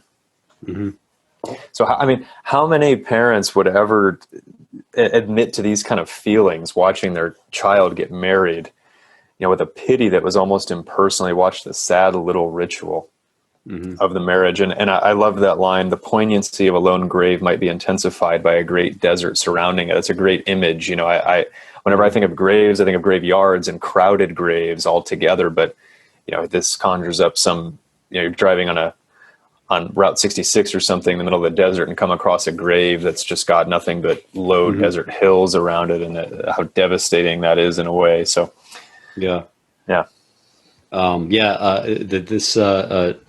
now that I think about it, this actually, I do not even remember. Listen, there's a problem here. I do not even remember reading this, but this is actually one. This really is one of the best passages in the book. And not just this would be, I think, one of the examples of flat out great writing. Like when John Williams gets to the very heights, this is this is what it sounds like. I remember the impression that this was his feelings of the marriage of his daughter, but I didn't quite remember the specifics, which is, again, it's a shame, right? This should have been dog-eared. Whenever I have books where the dog earing just kind of suddenly stops a little bit, right? You're just wondering, what happened there? Well, it's actually, it's when I see it up here, it's less dog-eared than on there, but it's more dog-eared here than I saw in the video. But you're just wondering, did I just zone out for 20 pages? Because there's going to be examples of good writing, right? Throughout. Yeah. So. Yeah. And this passage struck me on a few different levels. Number one is that this is his set of feelings and thoughts at the marriage of his daughter. It's just interesting. It's unique. It is something that is very Stoner-esque, right? And then also this admission, again, that we're told earlier in the book, Stoner is not someone that ever took to introspection, quote unquote. But here he is talking about emotions being compounded both publicly and privately, extremely intensely within himself. And we don't get hardly any outward displays of that through the whole book, in his entire life, the pieces we're given here. So for this to at least be described to us that he is having these feelings, and again, maybe this is just a later in life him, and a lot has happened now, and so on. But still, it is pretty powerful, because this is striking late in the book. We're 30 pages to the end here, So finally, we're getting shown Stoner's actual feelings about some things. Yeah. Yeah. And also, I mean, a couple of interesting things, like, the paragraph preceding this, they're setting up the marriage. There's going to be a ceremony. Then with the paragraph that you just read, it starts with World War II. The fact that I know that in terms of the time period, it makes sense that chronologically the two would get connected, because this is when his daughter was getting married. Like, you have no choices, just when it happened. But you get the sense that in Stoner's mind, the connection is not purely, one by happenstance or chronology. It's also one of the kind of, desperation that I see there. I see elsewhere, including in my life, my daughter's life, her coming future, right? This is all, in the same piece. That's kind of like a unique way of framing it. There's this movie, Blue Valentine. I'm not sure if you've seen it. No. A very good movie. It also has like a scene with like a marriage where clearly at the end, the two of them are getting married and they're just desperately unhappy. And they're in a dysfunctional relationship, right? So, to have a wedding day that looks like that, that by itself is little bit of a novel touch. But also, you said that this doesn't jive very well necessarily with his, alleged like lack of introspection.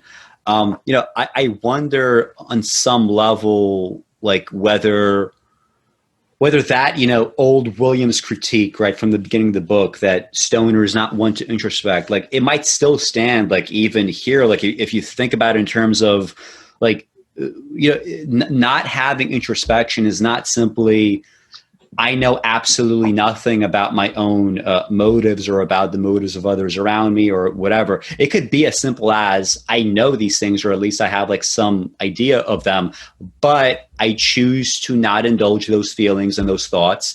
I choose to sweep things under the rug because I say this because there's definitely been times in my life where things that I sort of knew to be true about myself or about others or about whatever, I would just like sweep under the rug and try to continue living. And then of course, eventually like it, everything kind of comes back, right? And you must deal with it ultimately. But this could be one of those moments where reality kind of settles in, and then as always, like things get swept under the rug and he just kind of, tries to find some kind of escape elsewhere. Right. So, it's possible that critique that begins the book could also be applicable here and, throughout. Let me, I guess, just read, like maybe we could get to, there might be something else in between. Well, how about this? Do you have anything before the ending that you want to read? Because the ending is like the death. We should probably just read that scene in full. Yeah, no, my next or my final major quotes were going to be from the death scenes at the end. So, okay, well, whatever else you want to highlight. I guess we could just go on to the death, because there's, I guess, a couple of other things to talk about after the death, right? Maybe we could do like a recap of Stoner himself and some of the broader questions from the show notes.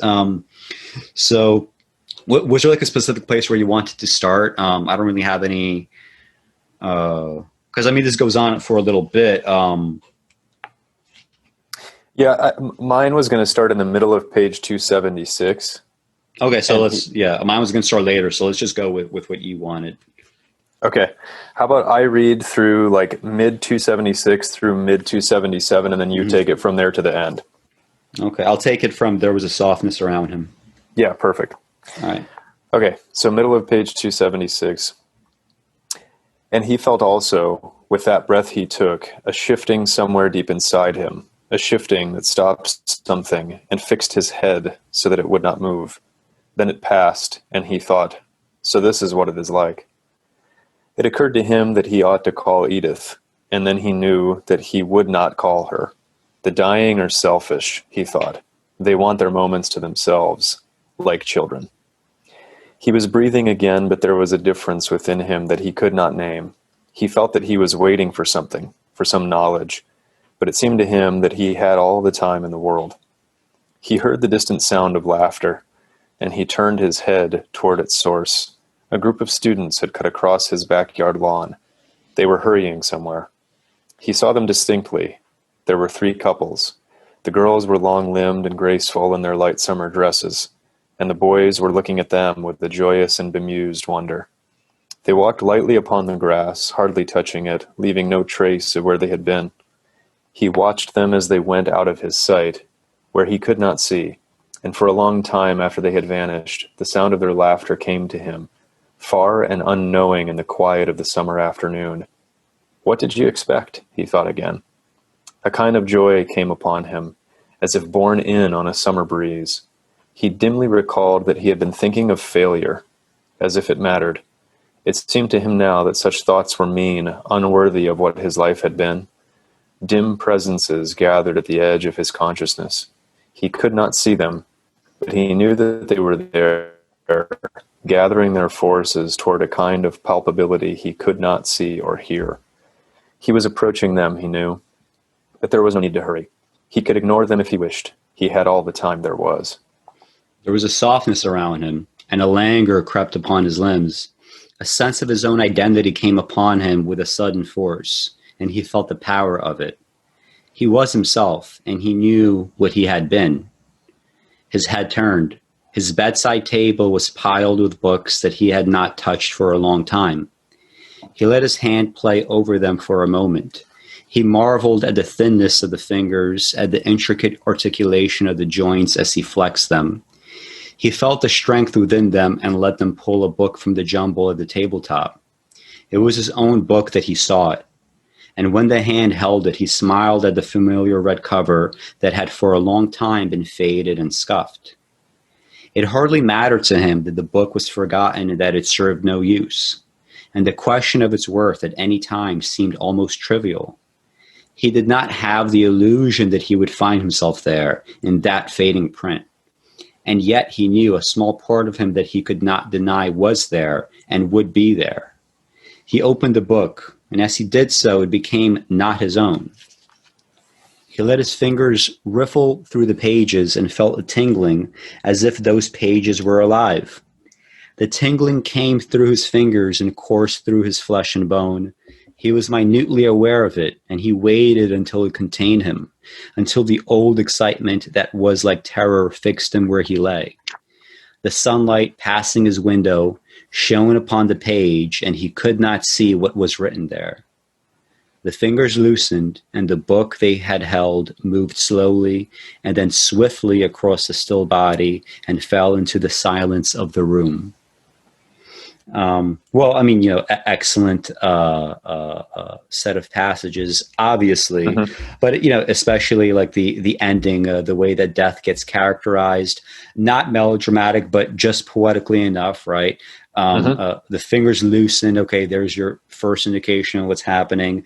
The book they held moved slowly and then swiftly, right? I mean, imagine the image there, right? Like it's just a Mark Twain, change happens little by little, and then all of a sudden, here, if you're holding a book, obviously, and you're dying, right? It's going to be, it's going to be this thing that comes suddenly, even though it's been gradual all this time building up, and fell into the silence of the room, right? So, no melodrama, no like pallor of the room, no, deathliness, nothing grim, right? It's just this, to the extent that you would call it something like outside of oneself, like almost Buddhist, I guess, in a way, like the mindfulness sense, I guess, of that. Like, I could definitely imagine, like during death, feeling like, wow, like all these thoughts that I had about these concerns about like be honest with yourself, like so many of these things that relate to failure, they're not questions that you just have as they relate to objective successes in your life that contribute somehow to society. A lot of it is like, the social stuff, like, will people remember me or will I be forgotten? Will, people see me as having done something of value? Like a lot of it is like very kind of socially based, and, on some level, it does feel like Stoner does, like, even if people want to consider him a saint, much of his life is lived for others' opinions and concerns, right? Like, think about it, like, he loves his daughter so much, but he doesn't want to be active enough in his own life to say, you know what, fuck it. Like, I understand that if I divorce Edith right now and leave her alone, I will be talked about. I will be scorned. People don't just do these kinds of things and just abandon a woman in this way and like steal her daughter from her. But the fact is, like, I have to do this because she's literally like poisoning my child. Right. And she's an evil person and this has to be done. Right. But he doesn't do that. Partly it feels like out of, concern for these kinds of ideas, right? For the concerns of others. And you do get the sense, though, that probably if you are dying, you won't be thinking about failures in this kind of lens, right? You won't be thinking like, what are people going to say now, right? Like, you will recognize that as a bullshit concern. And like, I've never been at a near-death experience in that way, but I get something akin to this, and I'm sure like death in some way might be a little bit similar. If you're just kind of like just waking up or just falling asleep, you get these flashes of insight, like, all this is bullshit. Or oftentimes with me, because I get lightheaded if I'm like sitting down like on the floor, then suddenly get up. And I find that feeling pleasant. But when I get that feeling, it's almost death-like in the sense that I see the world, although like I'm lightheaded, I might faint, I see the world very fucking clearly in that situation where I'm like, oh my God, Alex, as I'm getting up, and this happens, it happens only like over 2 or 3 seconds, but so many thoughts get compressed when you're like, oh my God, Alex, did you really spend like a chunk of your day worrying about, and it's like some bullshit, right? Or whatever, right? I know that John Williams obviously was not dead when he wrote this, but and by definition, anyone that's writing about death does not have the firsthand knowledge. But it's always interesting to me how how are people going to interpret what is thought of in death, and how close to the mark is this? And do we have experiences in our life day to day where we think like, okay, death might be a little bit like this, and the concerns during death might look a little bit like that? I just find this like frankly believable to the extent that we can know anything about, what we feel like during death. I find this a believable way of framing those issues. Mm-hmm. Yeah, I think it is believable in general, and I think it's also like an apropos end for Stoner himself. There's this silence in the room. He's alone, right? I don't think I misread that. He thinks about calling Edith basically to tell her, hey, goodbye, or I'm about to die, and then he decides not to. So he decides to go it alone and just be with himself, both present in his body in its final moments, but also in his book. And this one contribution he feels like he can cling to and say, there might be some of me that lives on in this. And it doesn't matter, really how it's perceived or how much of me is in there, like a little piece of me is in there. And I did this work. Again, it's just interesting that we're never told really what it is. Yeah. Right. Yeah. There's never a detail about here's what that thesis really came out to be, and here's how it was received both in his immediate university and the wider academic literature community. He just did it. It exists. We know it's old. It's this old copy that's faded and scratched, it says, right? But he's kept it around. So it's kind of like his self in a way, kind of like his own personhood or his own body in a way. This also, these final moments made me think again, like, so there's this bit of work that he's got, this bit of himself that he's clinging to, and a couple other flashes about his life as he's dying.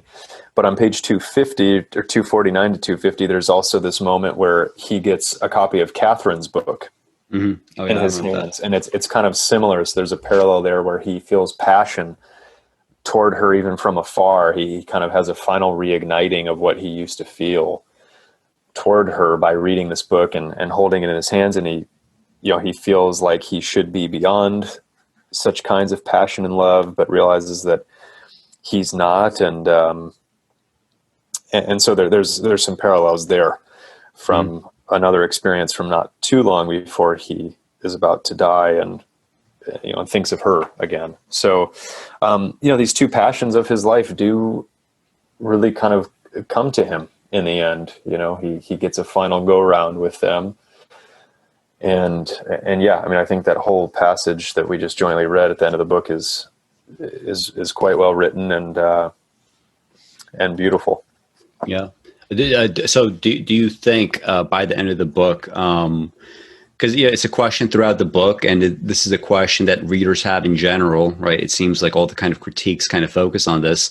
Was William Stoner in some ways, or in one way, or in like the fundamental way, like was he a failure? Like what do you think of that? Mm-hmm. Yeah, I'm still wrestling with that question a little bit. I think that I think in a lot of ways he was, frankly. Mm-hmm.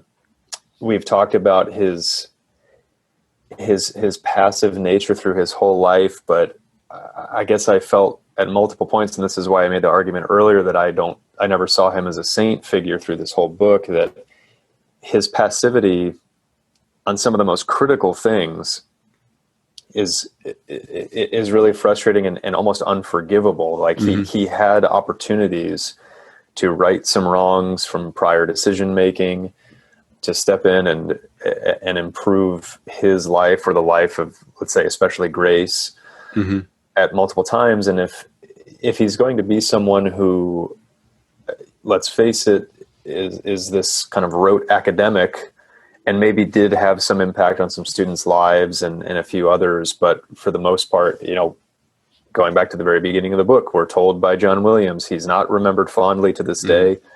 He's mostly forgotten. Well, which is also kind of surprising to me. I mean, like, because sorry for interrupting, but I'm going to forget this. Like, do you notice how the book seems to go back and forth between this idea of he's like this disinterested, boring teacher to someone that is like admired by his students, and someone that is popular with students, and someone that has a passion for his teaching? Like, I never really understood that part. Right. Like, so in terms of like being a failure, like, well, the teaching is part of that question. So like what about that? It's just weird to me. I know it does go back and forth. And I think some of it is lined out as vacillating attitudes in his own life and his own approach. Like we said earlier, he goes through a couple periods of like more intense engagement with his teaching and really striving to improve and like he has this stultification, right? So like he feels these things, but he cannot get them out. They don't actually present to the world. And then like a few times he does manage that. But I think that's one of his big issues is the stunted nature of he can't express very easily at all. So even if he does feel these things inwardly, and maybe at times they burst through for a bit where his reputation grows among the students and faculty, it also can recede again, and he seems to go back into the cave. Yeah. And go through down periods. So he's not consistent in that way, which is kind of interesting because a lot of his character feels consistent. Which is why it's so surprising, like he doesn't strike me as someone that would be like, going into this teaching after having this transformative experience and knowing what we know about him in general, like, for him to just be like a detached, disinterested teacher, that he seems way too conscientious, for that to be realistic. But, I mean, who knows? It could be, this could be like too nitpicky, obviously, but yeah. But at any rate, I think to wrap up my other prior point. So where Williams tells us at the beginning of the book that more or less now, years on from his demise, he's still not really, he doesn't conjure up any kind of image or feeling among people. I think that, maybe personally for some of what he could have been, he did succeed and maybe even exceeded his, his upbringing, it's a tough question, because now we start getting into questions of like, well, is living the life of an average professor more noble and valuable than the life of an average farmer? I don't know. Yeah. I mean, Yeah. we need farmers. People have to farm so all of us can eat. It's a noble profession in a lot of ways. Yeah. We don't, it's important that we have literature teachers, but we don't. And truly we needed so many farmers to have one professor that ultimately, Right. by his own admission, doesn't really produce like writing of value. You know what I mean? Right. So there's that. Like in terms of like adjudicating his failures. Okay, are his parents failures? They just lived their lives as farmers. They died as farmers. They were able to raise a child, and that child sort of moved on to somewhere else. So, they're not failures. In terms of like living the life of a kind of like a generic professor who does, scholarship that is in fact forgotten. Like if you like, I sometimes would do this thing where I would go to like university libraries and I would look at their journals from like the 50s or whatever, and it's like, and these articles, weirdly enough, they all sound like articles of today, and you just wonder, like, who are these anonymous people that all sound the fucking same, that all have like a very specific, hyper specific point on, here's a line from Latin grammar that could be something that Shakespeare or whatever was influenced by. Usually that's the kind of scholarship that we get. Like, is that a failure, or is that simply the kind of generic intellectual grunt work that is done? Because those questions, like, I don't really find them that interesting, but those questions, I think, all things considered, if you could answer them versus not answer them, you probably should answer them. It's probably good if there's answers available. Mm-hmm. It's probably good if people are spending some time in that, because probably, like, if you are someone that is a stoner like scholar, you probably can't be an artist. So why shouldn't you do this thing? Even if, like, real artists will sort of, poke fun at it. You kind of did kind of like what you had to do. I think, to me, like, the failures for Stoner is not so much about that. I think, he's kind of like what the university system is kind of supposed to be, right? Mm-hmm. He's very much a success in that way. But to me, his failures were a lot more pronounced and the reason why I can't really consider him a saint is, just to go back to the Grace example, like, it's obvious that he loves his daughter, Grace. It's obvious that he's doing something to cultivate the only positive, truly healthy, relationship that he has in his life, which is with his very young daughter. And then to just allow this sociopathic, wife of yours to just, undo all of that, right? To just, and to not figure into the equation that, hey, by the way, Stoner, you might not give a shit if something bad is being done to you by someone, and you just stoically go through it. But this is not something bad that's just being done to you. Like, she's going to turn this child of yours into a fucking zombie. Or some other kind of monster, right? So, you have to intervene right now, and you can't simply say, I'm passive in my life as it relates to my feelings and my day-to-day. You can't say the same thing about, like, if you do agree to have a daughter with Edith, even if you think it's a bad idea, well, you go through with it. Now you have this obligation. So how is that obligation going to be met? And the fact that it's not, it's not met. He absolutely fails when it comes to, maybe it's not fair to say that he would be able to completely save his daughter from alcoholism and this kind of end. Maybe she would just be, a wire to exactly be like Edith. Who knows? But he clearly could have done much more, and he has to share, to the extent that we can know anything about, like, these kinds of futures. He has to share some kind of blame for the way that his daughter turned out. And right. we did it. You touched on the daughter briefly, but I just want to mention how, like, I found it to be a really wonderful touch, how this presence that seems to be like angelic in some ways at the beginning, and seems to be like the only positive emotional outlet for Stoner, gets taken away from him. And instead of becoming this like evil, like Edith like monster or whatever, she's just like turned into this like alcoholic who doesn't give he's like, oh yeah, I'll have a child. Oh yeah, I'll marry this guy. Like doesn't really care about anything. Kind of has the same kind of Edith whimsy, and just becomes an alcoholic that doesn't seem to do anything too terrible to anyone, except abandoning I guess her daughter, or yeah, I think it's her daughter. But she's an interesting character also in that regard, right? Because you see this kind of zombification, and you see like Stoner probably being in a moment where he can't be introspective, but he probably did have a moment in the universe of the book, even if it's not written in the book, where just like seeing her marriage, he sees what happens to her ultimately and just kind of files it away and sweeps that under the rug. I could imagine, him shirking responsibility in that way and saying like, that's not really my fault, is it? Or actually not even making that calculation one way or the other, just kind of ignoring it, right? Just sort of having the thought that, hey, this is a calculation that I need to wrestle with, but I'm not going to do it, right? I'm just going to, go back to my books. He's very 5-y in that way, right? The Enneagram stuff. He's very, he's very much a 5 in that regard.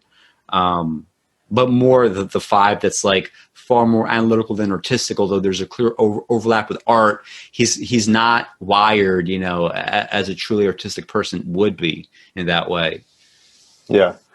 Well, in terms of the balance and the question on whether he's a success or a failure, it's definitely important to note that he puts a lot more passion and effort into a 1-hour panel discussion to take down Charles Walker's attempt at a doctorate degree than to help his daughter have a shot at a well-balanced life.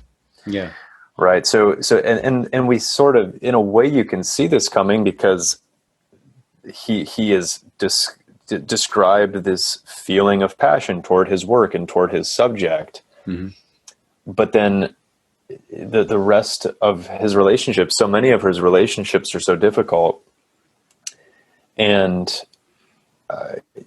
it's in the one sense, it's like if he were artistically inclined, and let's say that he was like an okay professor, but turns out that he wrote like a couple good novels or 1 or 2 good books of poetry or something, that changes things, because then we start to say, well, here's a worthwhile contribution though, or a larger worthwhile contribution to human history and human culture and arts. It's not just self-indulgence anymore, right? It's not just like, even if it's objectively good to have, pleasures that are of the mind and you go in that direction as opposed to something else. Well, it's still indulgent in the sense that after this pleasure is done, you don't do anything with it.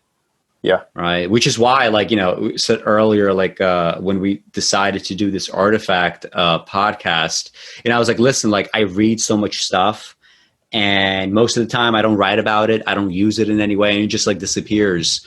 So let's actually do the same thing now. But just if we're reading a book, let's just talk about it and have something out there, right? That it doesn't simply die, in our minds, because if we have something worthwhile to say and you don't say it, well, guess what? That's a failure, right? That's a sin. If you have something to offer and you don't offer it, that is a personal failing. That's not like an option that you have in life that, I just chose not to exercise. And no, you did an objectively bad thing. So, and Stoner, in that way, since he's not able to be anything other than self-indulgent, without the modern, I guess, worst implications of that, but just self-indulgent in the sense that, he wanted to escape the life of the farm to a life of the mind, right? So that's what he's going to do here with these books. But ultimately, just nothing really comes of it, right? Right. Well, and even you can say, okay, so if art isn't going to be produced, as part of the end game of his life, well then, okay, we're on the rung of the ladder that is scholarship. But we're told that he is not a distinguished scholar in any way. And at the end of his life, he's clinging to this one small book that he wrote.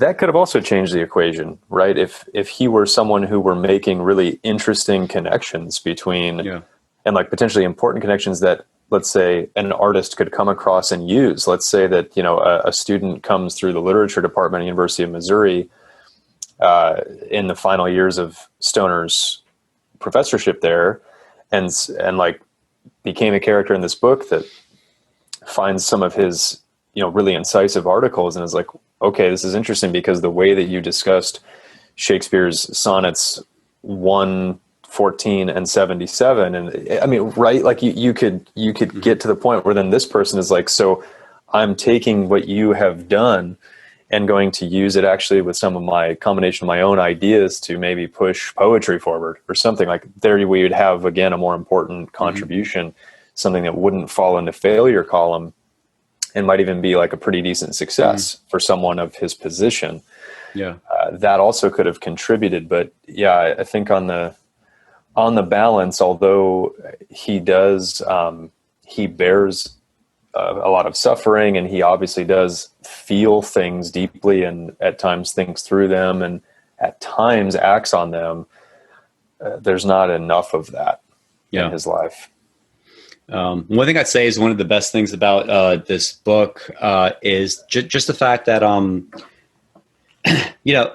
we clearly have some villains in the book, like people like Edith, but I understand that readers have different interpretations, and I get that John Williams had his own interpretations here, but like the fact is, just purely on like textual evidence alone, if all you have is the book to go on, like this document, this artifact, like you just have to you read through it, and these people that are supposed to be heroes or villains, like, okay, Stoner, so he treats the interruptions of the Walker character as just annoying, pointless interruptions.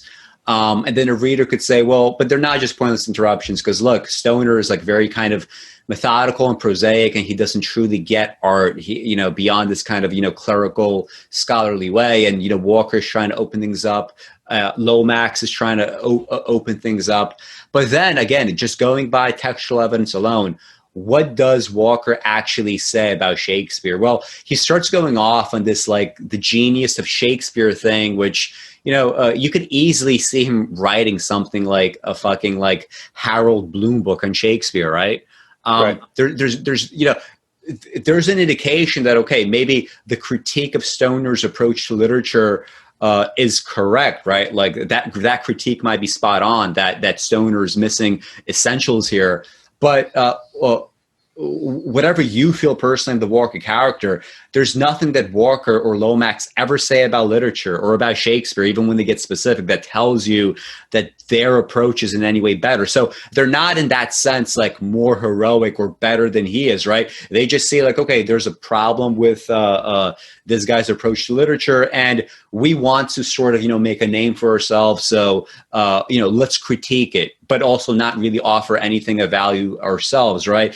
Same thing with, this question of like, well, clearly he's trying to be a good father. Clearly he's trying to like, have a good functional marriage, at least at the beginning. But again, he allows his daughter to be turned into a zombie, right? He allows like the one time in his life where he could have love with Katherine.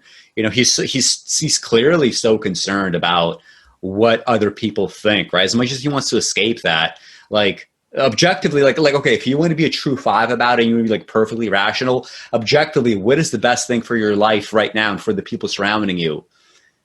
You divorce your wife, you take your daughter away from her, and you move in with this woman that you love and that loves you and that will love your child, right? Like that's literally best for everybody, right? Yeah. This is, but he's not able to make the calculation, not because he necessarily thinks that it's wrong, but because, he must be on some level concerned with the rest of the world, right? This world that he's trying to escape into these abstractions. He just can't put it out completely. Yeah. Well, and he wants his fortress. He wants to maintain the protection of the university, right? And again, if he were someone who had like more insight and also more drive, he might say, and so if I get fired from this professorship, fuck it. I'll get a professorship elsewhere, or I'll just start writing articles for the Atlantic and shower people with my insight through a different channel or a different medium, or I'm going to just start writing books and, whatever happens to me financially happens to me financially. Like, it's more important that I get these other things done. Yeah. I mean, there's just all these other decisions that you as the reader are like reading about the way he decides to go, and you're just like, ugh, you walk through door number 4 when doors 1 through 3 were better. I mean, yeah, you could have done something different here, Yeah. So from that standpoint, it eventually is hard to empathize with him past a certain point. Yeah. And view him as a saint-like figure. Although I do think that readers are less hard on themselves, like we probably are. They might be a little more forgiving, right? Like I feel like there's certain things that he does, like if I were to do in my personal life, I would never forgive myself for it. But it seems like that's not even a question for him, right? So, and I wonder, like, well, is that exceptional? Is that more kind of the norm? Because I'm oftentimes surprised by how kind of stoic human beings can be, and then I'm oftentimes surprised at the opposite as well. So right. who knows what the average reader is thinking? But anyway, those are my impressions. But speaking of average readers, I don't mean to be that condescending. There's this thing that I wanted to this article that I read in preparation for. Let's just share this. In preparation for this conversation, there's just like most of the critiques of this book have actually come out in the last 15 years, right, since publication. I believe it was 2004. So you had a bunch of stuff in then 2007, 2009, and then some later articles you keep appearing on the John Williams book. And I mean, I read this, this was in the Washington Post. It's titled Classic Stoner, Not So Fast. So this is supposed to be a kind of, I guess, critical reappraisal, because it got, like we said earlier, tons of praise when it kind of was republished back in 2004. So this article from 2015 by Elaine Showalter, it's interesting because I sort of agree with some of the substance of the critiques, but I think she just kind of misses lots of the points. And the way that she phrases things, she's clearly not understanding maybe not just the book itself, but maybe literature in general. Even if some of the core propositions, I would kind of agree with anyway, right? I always say that I'm not really interested in finding necessarily people that agree with me. I'm much more interested in people finding novel ways of saying either the same thing that I believe or things that I don't believe, right? I want novel arguments, right? I always want something new and different and just better in some way. This kind of fails in some regards. So I just want to read this over. So she begins her article by saying, the 50th anniversary edition of John Williams' Stoner comes garlanded with hyperbole. Bret Easton Ellis calls the novel, quote, almost perfect. Morris Dickstein raises it to, quote, perfect. Ian McEwan calls it, quote, beautiful. Emma Straub dubs it, quote, the most beautiful book in the world. So what do you think of that so far? Do you agree that these critiques, do you agree that this is hyperbole? Do you feel like the consensus is sort of not where it needs to be? Yeah, I agree with that. Almost perfect, and the most beautiful book in the world. Yeah. A pretty big stretch there. I think, as you and I have argued, beautiful can certainly be argued for with the prose and the style of it, and even some of the feelings evoked in the reader, the relatability in your own life and some of these things, it does have a kind of a beautiful feel to it. But it garlanded with hyperbole, if that's the praise, it's over the top. And it struck me that was a little bit okay, I mean, you could start your article with that paragraph, but it's almost kind of too easy in the sense that, well, almost anything that is being released or re-released and called perfect, almost always that's not going to be the case, right? You can take it down very easily from here. It's very easy to say, well, here's ways that it's not perfect. Yeah. So to continue, the story of William Stoner, a professor of English at the University of Missouri who fails in his marriage and career ambitions, but accepts obscurity and loneliness out of devotion to teaching and love of literature, went unremarked on when it was first published in 1965. In the 21st century, however, it has become a literary phenomenon, first as an unexpected European bestseller and then as an American classic. Much of that applause hails Stoner as a devoted teacher, an exemplary scholar, and an example of all that is noble in the academic profession. As Williams said in a letter to his literary agent in the 50s, the point of the novel will be that he is a kind of saint. It is a novel about a man who finds no meaning in the world or in himself, but he does find meaning and a kind of victory in the honest and dogged pursuit of his profession. So so far also, I guess, what do you think of that? Well, yeah, so this is what we've mentioned several times now with Williams's discussion of the point of the novel will be that he is a kind of saint. He does find meaning in a kind of victory in the honest and dogged pursuit of his profession. So,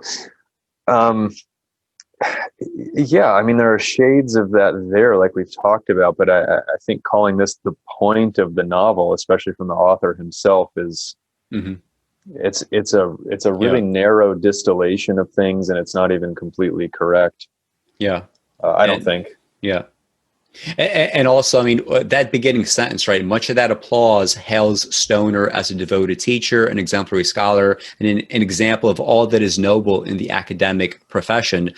Actually, like if you look at some, many of the articles and reviews, like people do say that, readers do say that, which is also troubling, right? I mean, I don't think you should get out of this book thinking, wow, what an obvious example of a devoted teacher. What an obvious example of an exemplary scholar. I mean, literally nothing in the, like Stoner himself struggles with whether or not he's a failure as a scholar because the book is not read. And he literally can't, like at the end of, like when we read that passage, when he's dying, he literally can't even find himself within the text, right? Like he's saying that I'm reading it, but I don't even see myself. Like now that could be kind of, a poetic, twist on death. Who knows? That could also be though that, the idea that, hey, what I think is truly me, what I have to give to the world, I clearly can't give it because there's nothing that's uniquely me in this book. Anybody could have written this book. Any kind of scholar could have written this book, right? Like there's different ways you could interpret that final part. But readers do kind of think in that way, which is kind of troubling to me. Right. It is troubling, and it's also troubling if you're going to say much of that applause, right? So this is people praising the book. And part of why it's become a cult classic. Yeah, exactly. In our time here, you and I have done way more to actually praise the book and discuss why it works where it works and why it doesn't work where it doesn't work as an artwork versus, oh, that was nice because he seems like a devoted teacher. Yeah, he's a good guy. Yeah, what a great work of art. The subject of it is a great person. It's a nice person. He really persisted in the face of some departmental feuds. Yeah, what a great book. This is such a fucking like young adult, like the fucking YA shit. This is such a YA reading of like, what modern literature ought to be. Like it needs to have a set of like, moral lessons and exemplars, right? And here's going to be the guy that's going to be our exemplar. And it just misses. Yeah, exactly. It misses exactly why this book would in fact be like that's the frustrating thing. Like it is a very good book, but if you're saying it's a very good book for these reasons, then sorry, like I can't imagine a more boring conversation, right? I would much rather deal with somebody that thinks it's a shit book and he's going to give me all the reasons why, as opposed to like a fan that shares my positive assessment, but his positive assessment, comes down to, Stoner is nice. I would have wanted him as a father or like whatever. Well, and now, the next paragraph that you're about to read is going to get into even more problematic stuff from a different angle here, because we're this is the way that the word problematic should be used. Right. And we're not going to be talking here really at all about the quality of the prose or the quality of the writing and the characterization and the narrative arcs. Go ahead. Yeah. But I'm not a fan of Stoner. So first, she puts that in quotation marks, which I'm not sure. Like, and this is the thing. I remember when I first read the sentence, I'm like, okay, so she puts Stoner in quotation marks. We learned in school that the titles of novels need to be underlined. So is she making a stylistic choice where she's talking about the novel? Is she here now talking about the character? Like, at this point, I literally could not understand whether she's talking about she's a fan personally of this character called Stoner in the book, or whether she's a fan of the book itself. Like, the fact that I am not able to make that distinction, now that is truly problematic. That is a critical lapse that is just completely unforgivable. But I am not a fan of quotation marks Stoner. First, along with other female readers, I am put off by Williams's misogyny. Second, as a professor of English, I am dismayed by the pedantry and narrow-mindedness of his teaching and his treatment of a dissenting student. Notice how, like, in the first sentence, she says, I'm not a fan of, quote, Stoner. Okay, so again, novel or character, who knows? Then she says, I am put off by Williams's misogyny. Now, John Williams is the author, right? It's no longer William Stoner that she's talking about. She's talking about John Williams, the author. So she's now making the charge that John Williams, the author, is misogynistic or has misogynistic characterizations, whatever. Yeah. Second, as a professor, I'm dismayed by the pedantry and narrow minds of his teaching. So wait, are we talking about John Williams or are we talking about Stoner? Like, she literally like slips into the his as if like it doesn't even fucking matter. The his could be John Williams, the author. The his could be William Stoner, the character. Yeah. She literally doesn't. She thinks it doesn't matter enough. The his could be anything, right? Like the two could just be conflated so easily, which is, like just in terms of just grammatical clarity, like the fact that this is like published in a newspaper like Washington Post. I mean, nobody, and that's the thing, nobody else was confused, about what this is referring to say like, hey, maybe you should make a note of this. Yeah. But also, like obviously, like first hearing like, an author's misogyny, like obviously, I'm going to have a fucking eye roll for many of the same reasons that I put into like that recent video on Will Noland and the patriarchy paradox video that he did. I understand there's this constant overcompensation among scholars, among academics, whatever, among, people in general, the culture, whatever hegemonic culture is.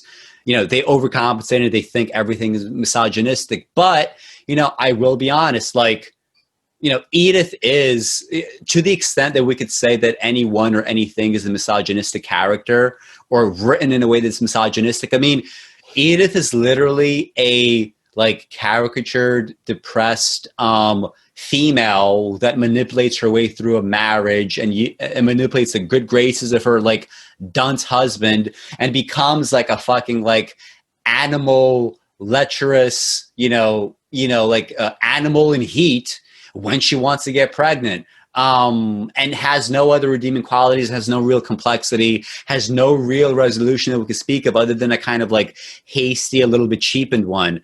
Can we not say that there is like maybe we don't, like, I don't know what other misogyny that we would use, but how would you characterize that trope in literature? Because I mean, she very much fits that trope. If we could say it's a trope, if we could say it's a misogynistic trope, like she fits that, right? I mean, I don't see any other purpose. And I don't think it's unfair to characterize, especially in the sexual scenes, as like, like a dog in heat when she finally wants to get pregnant. I mean, I think it's, I mean, like, so maybe you could comment on that part, I guess.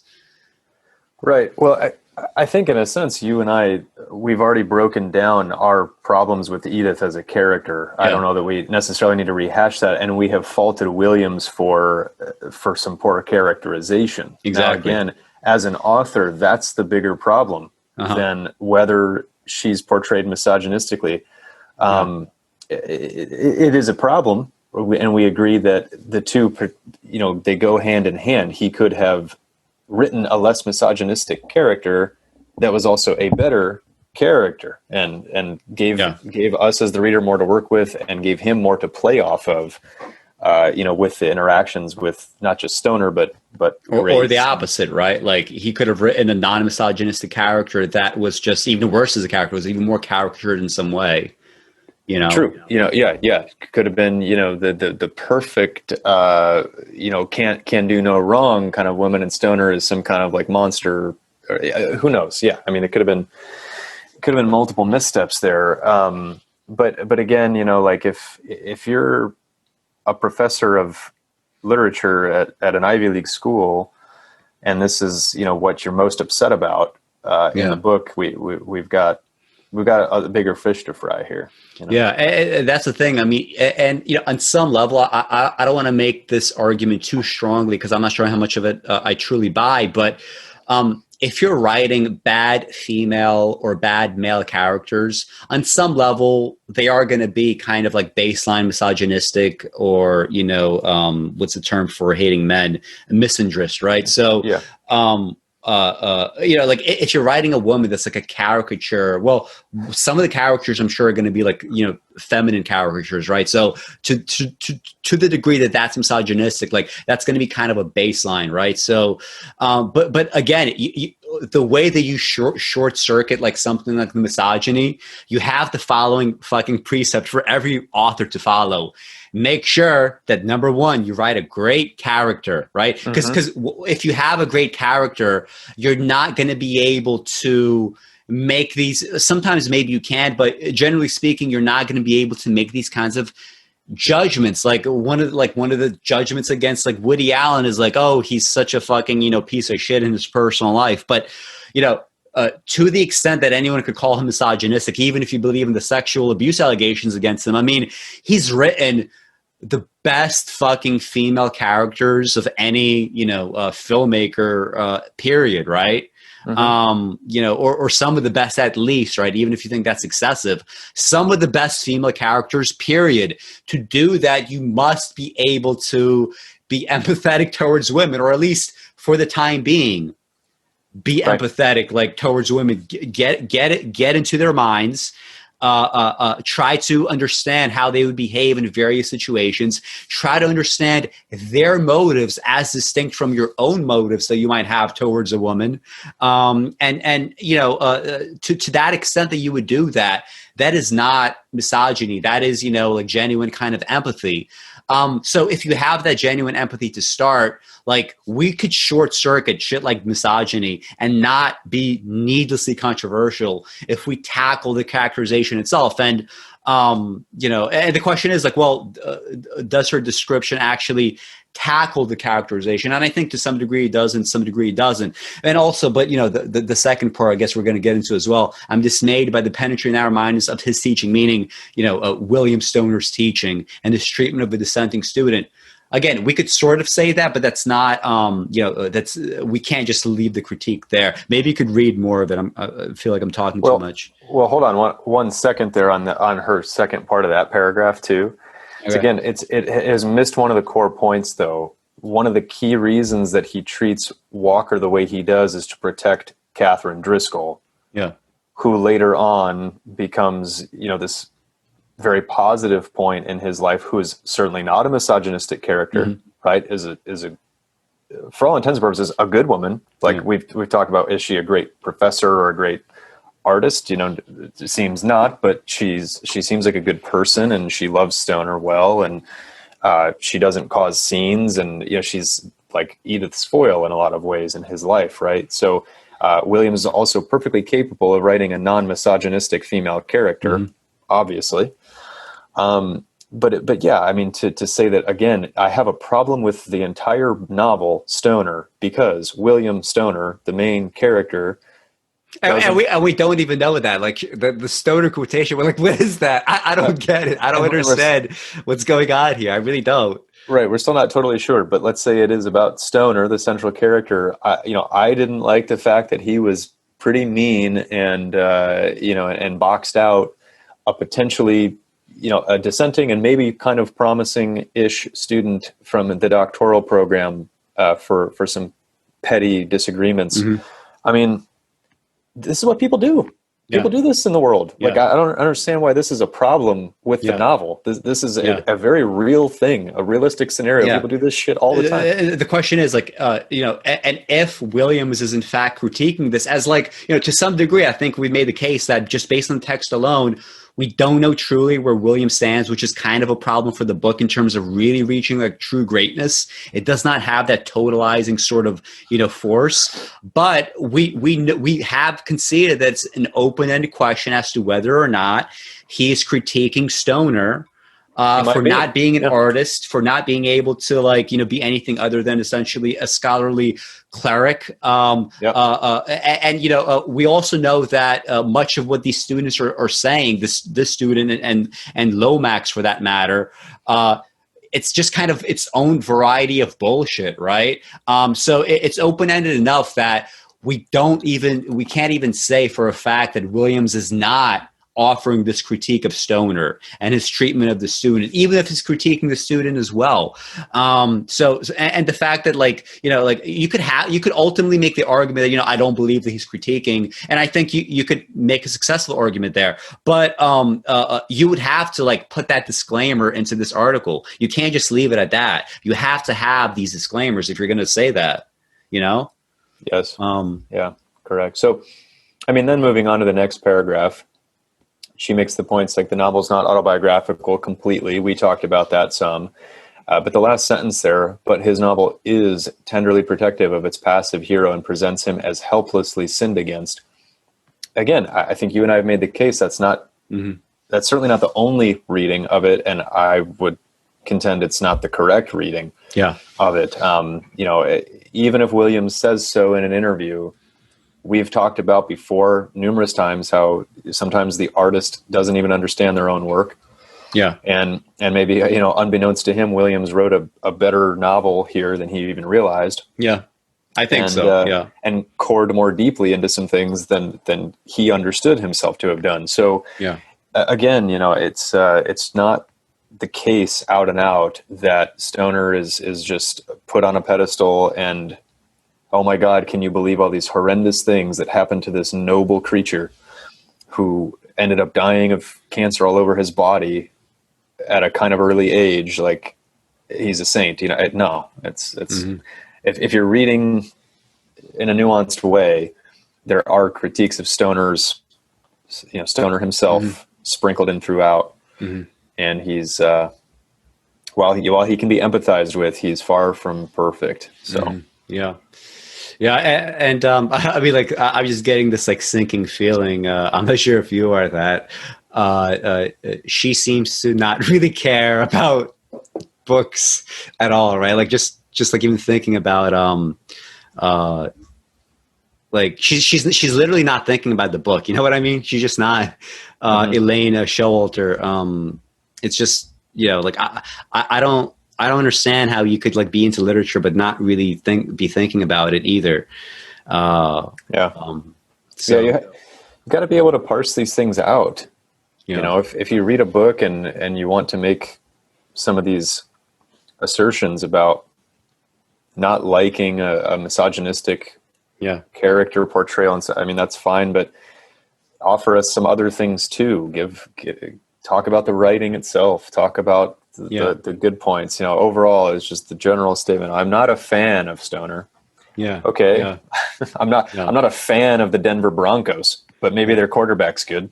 And if you don't care about these other layers, it's like, well, why do you then care about literature? Like, do you really get, like, some fucking kicks from reading this book and talking about its misogyny? Like, is that really interesting? That's really interesting to you? Like, what is interesting about that? It's not. Anyway, but here's the thing. I mean, like, not to be too critical of this, because whether or not she does think that she's making a valid critique in this next paragraph, and I agree that in terms of, like, strict characterization, I mean, she does make good points here about kind of what happens with Edith's character in the book. The worst of Stoner's afflictions is his marriage. He is consistently rejected and irrationally sabotaged by his wife, Edith, who is portrayed as a neurotic harpy. All that is true. Initially, a sheltered society girl, shy and earnest about her duties to her husband. I'm not so sure about that. Yeah, that could have been all an act, right? Like, that's the thing about like talking about, like, if you want to fucking talk about sexual dynamics, you're going to have to talk about the ways in which women do have power. And one of the possibilities is men can easily be manipulated sexually and otherwise, by a pretty girl. Right. And you could say that is a sexist reading, but this is part of the book. And if that's part of this, if that is the sexism that is part of this book, you can't say shy and earnest about her duties. Right. She's not, right. Like, if we're saying that it's a sexist portrayal from the beginning, she's that neurotic harpy, even if she hides it. Right. So this is kind of like almost like a contradiction with her own like reading of it. Right. Which is weird. She's so sexually repressed that on their honeymoon, she throws up when he embraces her. They're both virgins. But then Edith decides she wants to have a baby and abruptly becomes a, quote, wild and demanding, end quote, erotomaniac, crouching naked on the unmade bed all day and, quote, clutching and tearing at his clothes when he comes home. Now, that part is correct. And to the extent that you would kind of ever write a woman like this into your novel and make her like the central figure. I mean, first of all, before saying even getting to the misogyny part, we know that is a huge fucking gamble in terms of having a good character, because this is a red fucking flag, trite characterization of women, right? Historically, right? I mean, and we literally do, like, she's not wrong when she makes this critique. We literally do get that she demands to have a baby and she becomes this like wild and demanding erotomaniac, and she's portrayed in almost animalistic fashion. And if she had other complex qualities, this could have been perfectly fine. This literally, like, the fact that she could be so complex, let's say, and could also be this like animal like woman, that's an interesting contrast, like, that you wouldn't associate somebody that is able to live like a rich, life of the mind, let's say. We don't get the complexity. We simply get the animal nature, which, like, sorry, like, it's the deficiency of the characterization. So I don't think it's wrong to say that, but like we said, like, we wouldn't really phrase things in that way. As soon as she's pregnant, she tells Stoner that, quote, she could not endure the touch of his hand upon her, end quote. These inexplicable transformations occur throughout their lives. Also kind of true. Like, it's not, it's consistent in the sense that she's consistently like crazy and unpredictable, right? Mm-hmm. Doesn't even give a fuck eventually about like the affair. But from a writerly perspective, these are not very good choices for characterization. That, the fact that they're inexplicable, that's not good characterization. When their daughter's born, Edith becomes a bedridden invalid for a year, then goes through a series of personality changes, sometimes agoraphobic, sometimes desperately social. She joins a little theater group, designs and paints sets, attempts sculpture, and starts obsessively practicing the piano 2 or 3 hours a day, like a faculty wife version of Zelda Fitzgerald. At the same time, she pressures him into overspending, separates him from his beloved daughter, takes over his study for her art studio, and allows his books and manuscripts to be damaged or destroyed. Literally, like, a literal caricature, right? I mean, like, would you say that this is a fair characterization of how Edith is depicted? Yeah, this paragraph is spot on. And so this highlights quite well and succinctly the issues that we talked about we went on at length earlier in the video. Yeah. I feel like I'm talking a lot. You want to take the rest? Sure. When Williams sent a draft of the novel to his agent Marie Rodell in the summer of 1963, she was uneasy about the wife's character and wrote back that, quote, Edith's motivations, end quote, need amplification. He made some changes in his account of the couple's courtship, which he thought made Edith's subsequent behavior, quote, more believable. But he makes no effort to explain her feelings. She remains shrewishly and selfishly indifferent to Stoner's professional travails and personal disappointments. She seems to exist only to torment her husband. Mm-hmm. Yeah. So again, I think we would agree with this, and the issues there. Yeah. Although Stoner is also presented as a dedicated teacher, he can be punitive and harsh and is unable to admit his own culpability. Williams tells us that despite an almost religious calling to teach literature, Stoner finds it hard to communicate his passion. We talked about that earlier too. Mm-hmm. At last, after decades of trying, he enjoys some, quote, modest popularity, end quote, in the classroom, but the fates will not allow him to succeed for long. When a PhD candidate named Charles Walker pleads for late admission to his graduate seminar, Stoner assents with reluctance. His first impression of Walker is unpleasantly visceral. The young man has a crippled left arm and foot, end quote, shuffles with a grating sound as he walks. Walker shows up late for the class and interrupts Stoner's lecture on grammar and rhetoric with annoying questions about the relevance of grammar to great poetry. After a few weeks, Stoner and the other students silence Walker's interventions, but he finally gets his say in a seminar paper that challenges the premises of the course and critiques the paper of a female student whom Stoner particularly admires. So, I mean, in this paragraph, her wording is interesting again, and it's kind of strange to me. Like, his first impression of Walker is unpleasantly visceral, because she's making the case that Williams erred by creating a character in Stoner who was unfair to a student, right? Yeah. Like that's an argument from earlier in this article. So then we're setting it up to where, like, oh, Stoner, doesn't really like this guy from the jump because he's crippled. Mm-hmm. Oh, okay. Like, again, is this Williams's problem? Mm-hmm. Like, he, if anything, this is an issue with Stoner himself as a person, as a character, where he's once again not completely sheltered and protected by the author, and I don't know. I mean, I guess I'd have to go back and reread that section. I don't know that I necessarily, when I was reading, it was like, oh, Stoner obviously immediately is biased against this guy just because he, is imperfect physically. I don't recall realizing, like, ooh, I kind of don't like that Stoner just immediately dismisses this guy because he doesn't walk normally.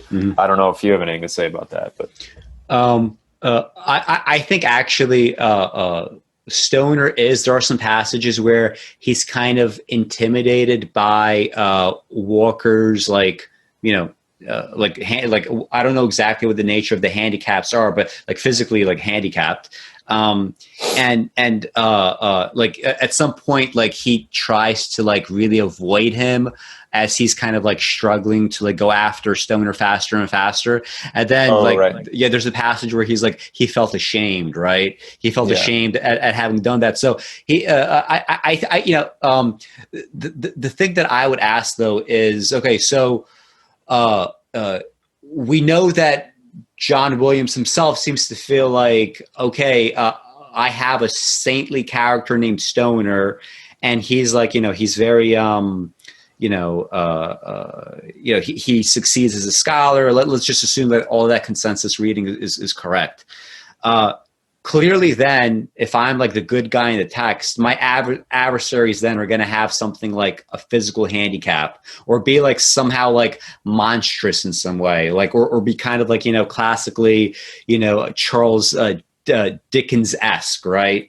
What is it? Is there like a specific phrase for Dickens-esque? Anyway, but like this kind of like Dickens-esque, like almost like gothic fucking like villain type, which, if you think Stoner is the hero here, this guy that's just like interrupting the classroom and just misbehaving, he must, like, on some level, like, just feel like, like I'm gonna, show this guy as a cripple to make him into this kind of, very visceral villain, right? On the other hand, though, like we did say that, yes, it's frustrating that John Williams himself does not take a true position here on, Stoner's knowledge of art, right? Or, like questions of like failure. And that's a problem. But the fact that there is like enough ambiguity that we can make arguments one way or the other, the effect would be the opposite. It's, let's turn, Stoner into someone that's like a little bit villain-esque.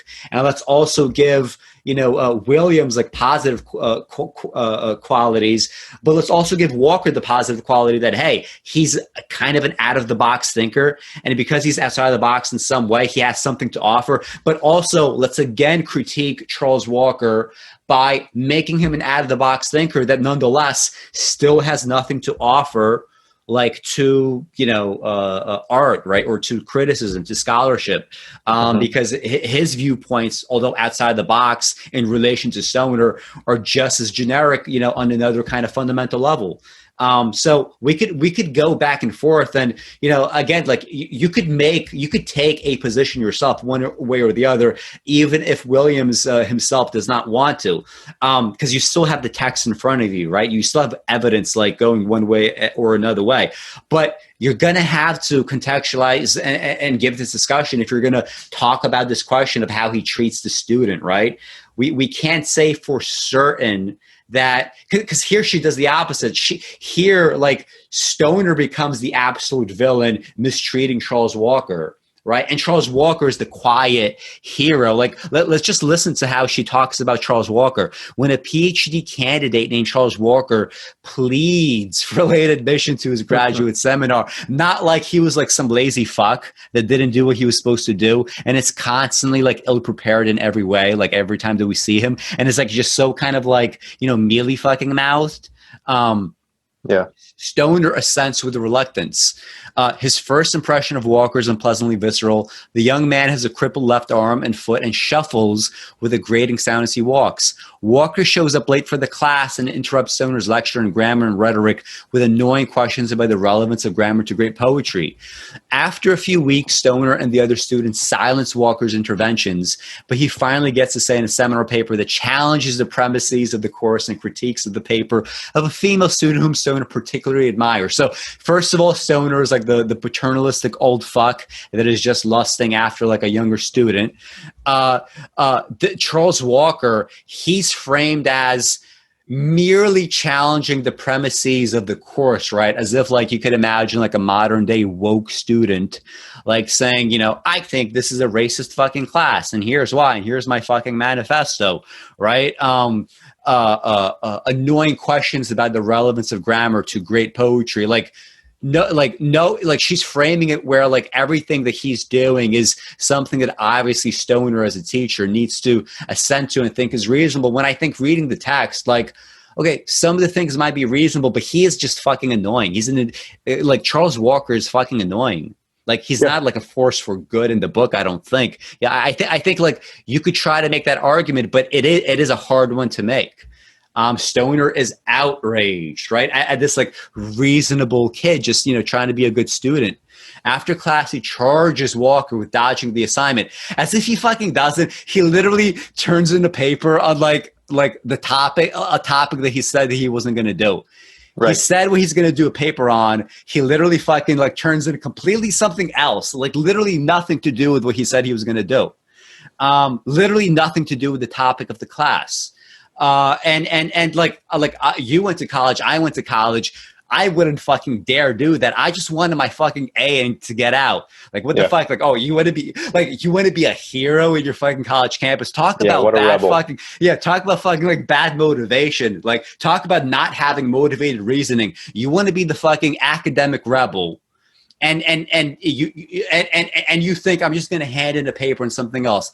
I want to get my fucking A and get the fuck out and actually do something valuable outside of that system, right? Like not like literally like try everything within your power. Like, oh my God, please don't fail me. Oh my God, let me in. Like you're literally trying to do everything within your power to be so ensconced in this institution. And which is why I call him so fucking mealy-mouthed. Like he's so like Chris Walker is not a pleasant character, right? The way that she characterized him is just wrong. Well, right. And if he's going to be such an iconoclast and bring these, earth shaking ideas and all that, let's just shake up the whole literature department, whatever. It's like, so go write the next great book of poetry, bro. Like instead he's just in there still wanting his PhD, still wanting to become a professor. And by slightly tweaking or fine tuning the take of a couple Latin phrases on Shakespeare or whatever, like that's really going to just, move the tectonic plates of the arts. And we need to grant him, whatever kind of license he needs because he's obviously just brilliant. It's silly. It's silly. Yeah. And then like startled, Walker protests that he, quote, always thought that disagreement was healthy. I assumed you were big enough to like he's literally like doing this thing. He's doing this like, I think one of the reasons why he's doing this thing where he's just clearly being sarcastic in a very kind of like overly feminine way, which is one of the ways where he's made to be this like grotesque, like unmasculine sort of character, which like, okay, you could say like is maybe not a good character, but the fact is it's like this thing is not meant to be taken seriously. Always thought the disagreement was healthy. I assumed that you were big. Like this wasn't meant to put Walker in a nice light. And she says Stoner goes ballistic, accusing Walker of laziness and dishonesty and ignorance. I mean, he was all those things. Yeah. Threatens to flunk him unless he writes a new paper. Guess what? I fucking went to college too. I would be fucking flunked if I turned in a paper on like some topic that wasn't assigned just because I wanted to, right? You're not going to be a hero there. Everything else is bullshit. Threatens to flunk him, as he should. He's a professor, right? Like imagine like, oh, I'm going to be a professor and I'm going to give you Charles Walker a double fucking standard. I'm going to give you all this extra leeway that nobody else gets to have, right? Like, because if you do that, suddenly you're charged, of course, with being, ableist in your writing, right? Clearly, you're being paternalistic, just like a feminist could charge, Williams and Stoner, of being paternalistic here. Like, oh, look at him going ballistic just to protect, the fucking delicate maiden that he thinks can't defend herself, right?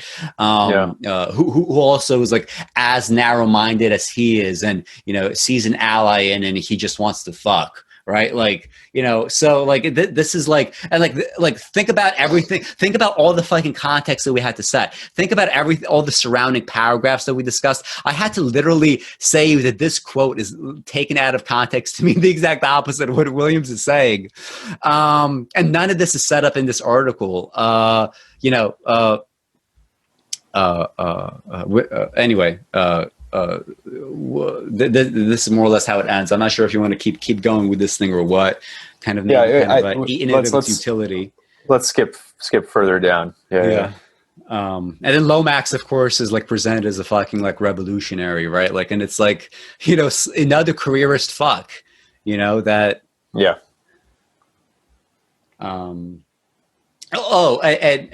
So like Dan Schneider has always written of this, and I've never really seen it that often myself, but I remember this his precept immediately when I read the kind of ending paragraph here, where Dan Schneider in Cosmoetica, he always says that, hey.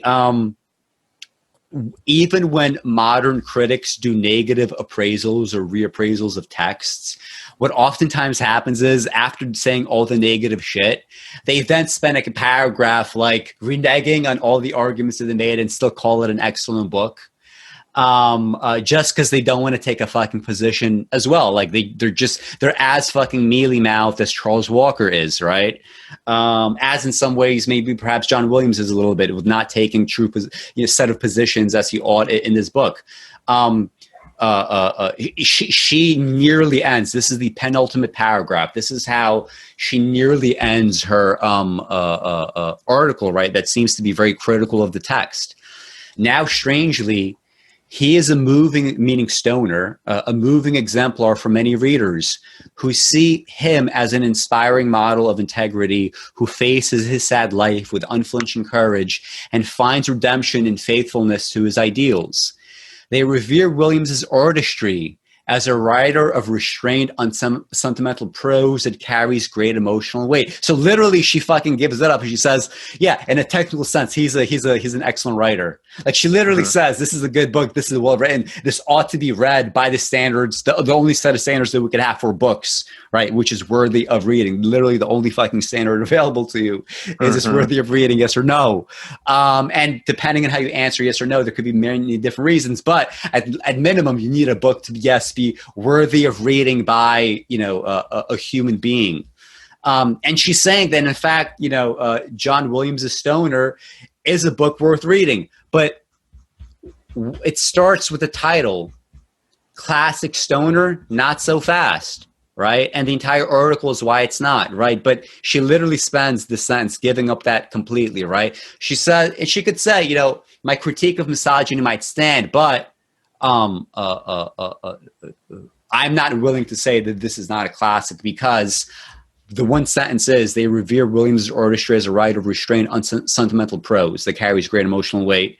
Rediscovered at a time when the humanities are in decline, academic jobs are scarce, and teaching takes a backseat to blogging. And oh my fucking goodness, look at her fucking moralizing about this. The humanities are in decline, as if you fucking, with these fucking articles that you write, aren't directly responsible for this shit. As if like you're not like literally showing exactly why this happened, right? They're just moralizing like, give me fucking money. Like I want to be on the up and up once again. Humanities are in decline. Academic jobs are scarce. She wants more fucking academics. She wants the fucking diploma mill to continue. She wants the status quo to continue because she's so dependent on the status quo. 100% she's a Biden voter. She fucking voted Biden 100%. She has to. This is the function that she fulfills. And teaching takes a backseat to blogging. Oh my fucking goodness! You think your fucking teaching was better than my blogging when I blogged?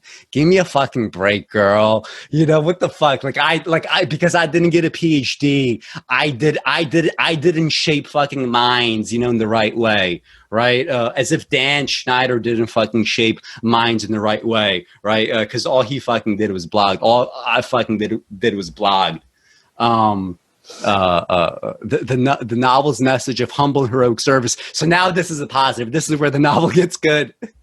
The novel is now good because that's a message of humble and heroic service. Yeah,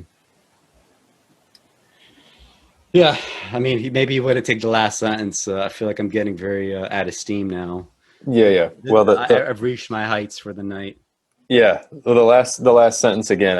I think you and I spent a good amount of our time today on the episode going counter to this, but the final sentence says, but Williams's insistence on making Stoner a blameless martyr rather than a man with choices, and denying him any ironic self-awareness about the causes of his Job-like misfortunes leaves the novel far from perfect. So yeah, I think we've discussed and dissected quite well how on a more careful reading, Stoner is not he's not invincible. He is not put in a glass case to only be admired. And I mean, it's interesting. It's even another way to maybe run counter to some of her points here. Like you and I are like straight male readers of this book too. You know what I mean? Like we should be the kind of people who would like want to stand in and find ourselves in a way, aligning with this vision of this, everyman, stoic everyman who just bears the evils of, relationships and women and the man and all this kind of stuff. And we've broken that down and said, it doesn't really hold water, and here's why. And so, anyway, we don't have anything invested in the messages. We're just trying to talk about the writing and the quality of the book, and the way that, because it's a well-written book, Williams, although agreed, it's not a perfect novel, that's for sure, but it's a good novel, and it's got plenty of merits. And while there's some missteps, they aren't really where she tries to pin them here. But anyway, I was going to say too, just one more a couple final comments on the book. and like these themes here from my end of it. So, she was formerly a professor at Princeton, a revered Ivy League institution.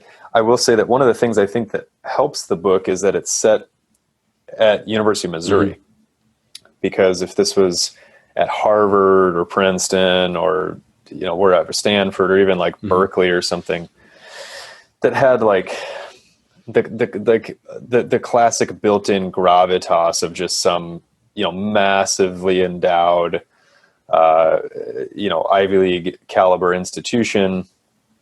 I think that the pretense and the pretentious nature of the whole thing would just be too much to bear. Yeah. So the fact that he comes from a farming background and becomes a professor for his whole life at a state school in the Midwest, where like University of Missouri has some good programs, I'm sure, but it's not exactly knocking on the door of greatest universities in the world lists. That kind of helps round out some of the story here, and also a lot of the relatability of someone like Stoner. I was talking to you about this before we started recording, so I'll mention it quickly here too, that right before reading this novel, I read On the Road by Jack Kerouac for the first time. I hadn't read it before. And it's just pretty striking how, though this novel, as we agree, not a great novel perhaps, but a very good one and worthy of a reader's time. Although it's boring from a plot standpoint in a lot of ways, and it's kind of just a depiction of a typical life lived, it does move along a lot faster than On the Road. The books are about the same length, close to 300 pages, published within a decade of each other, late 50s for On the Road, 1965 for this. And the wild and crazy times and the zany characters in On the Road would, on the surface, be more interesting and create a breezier read. That book actually bogs down pretty quickly and loses all of its gas.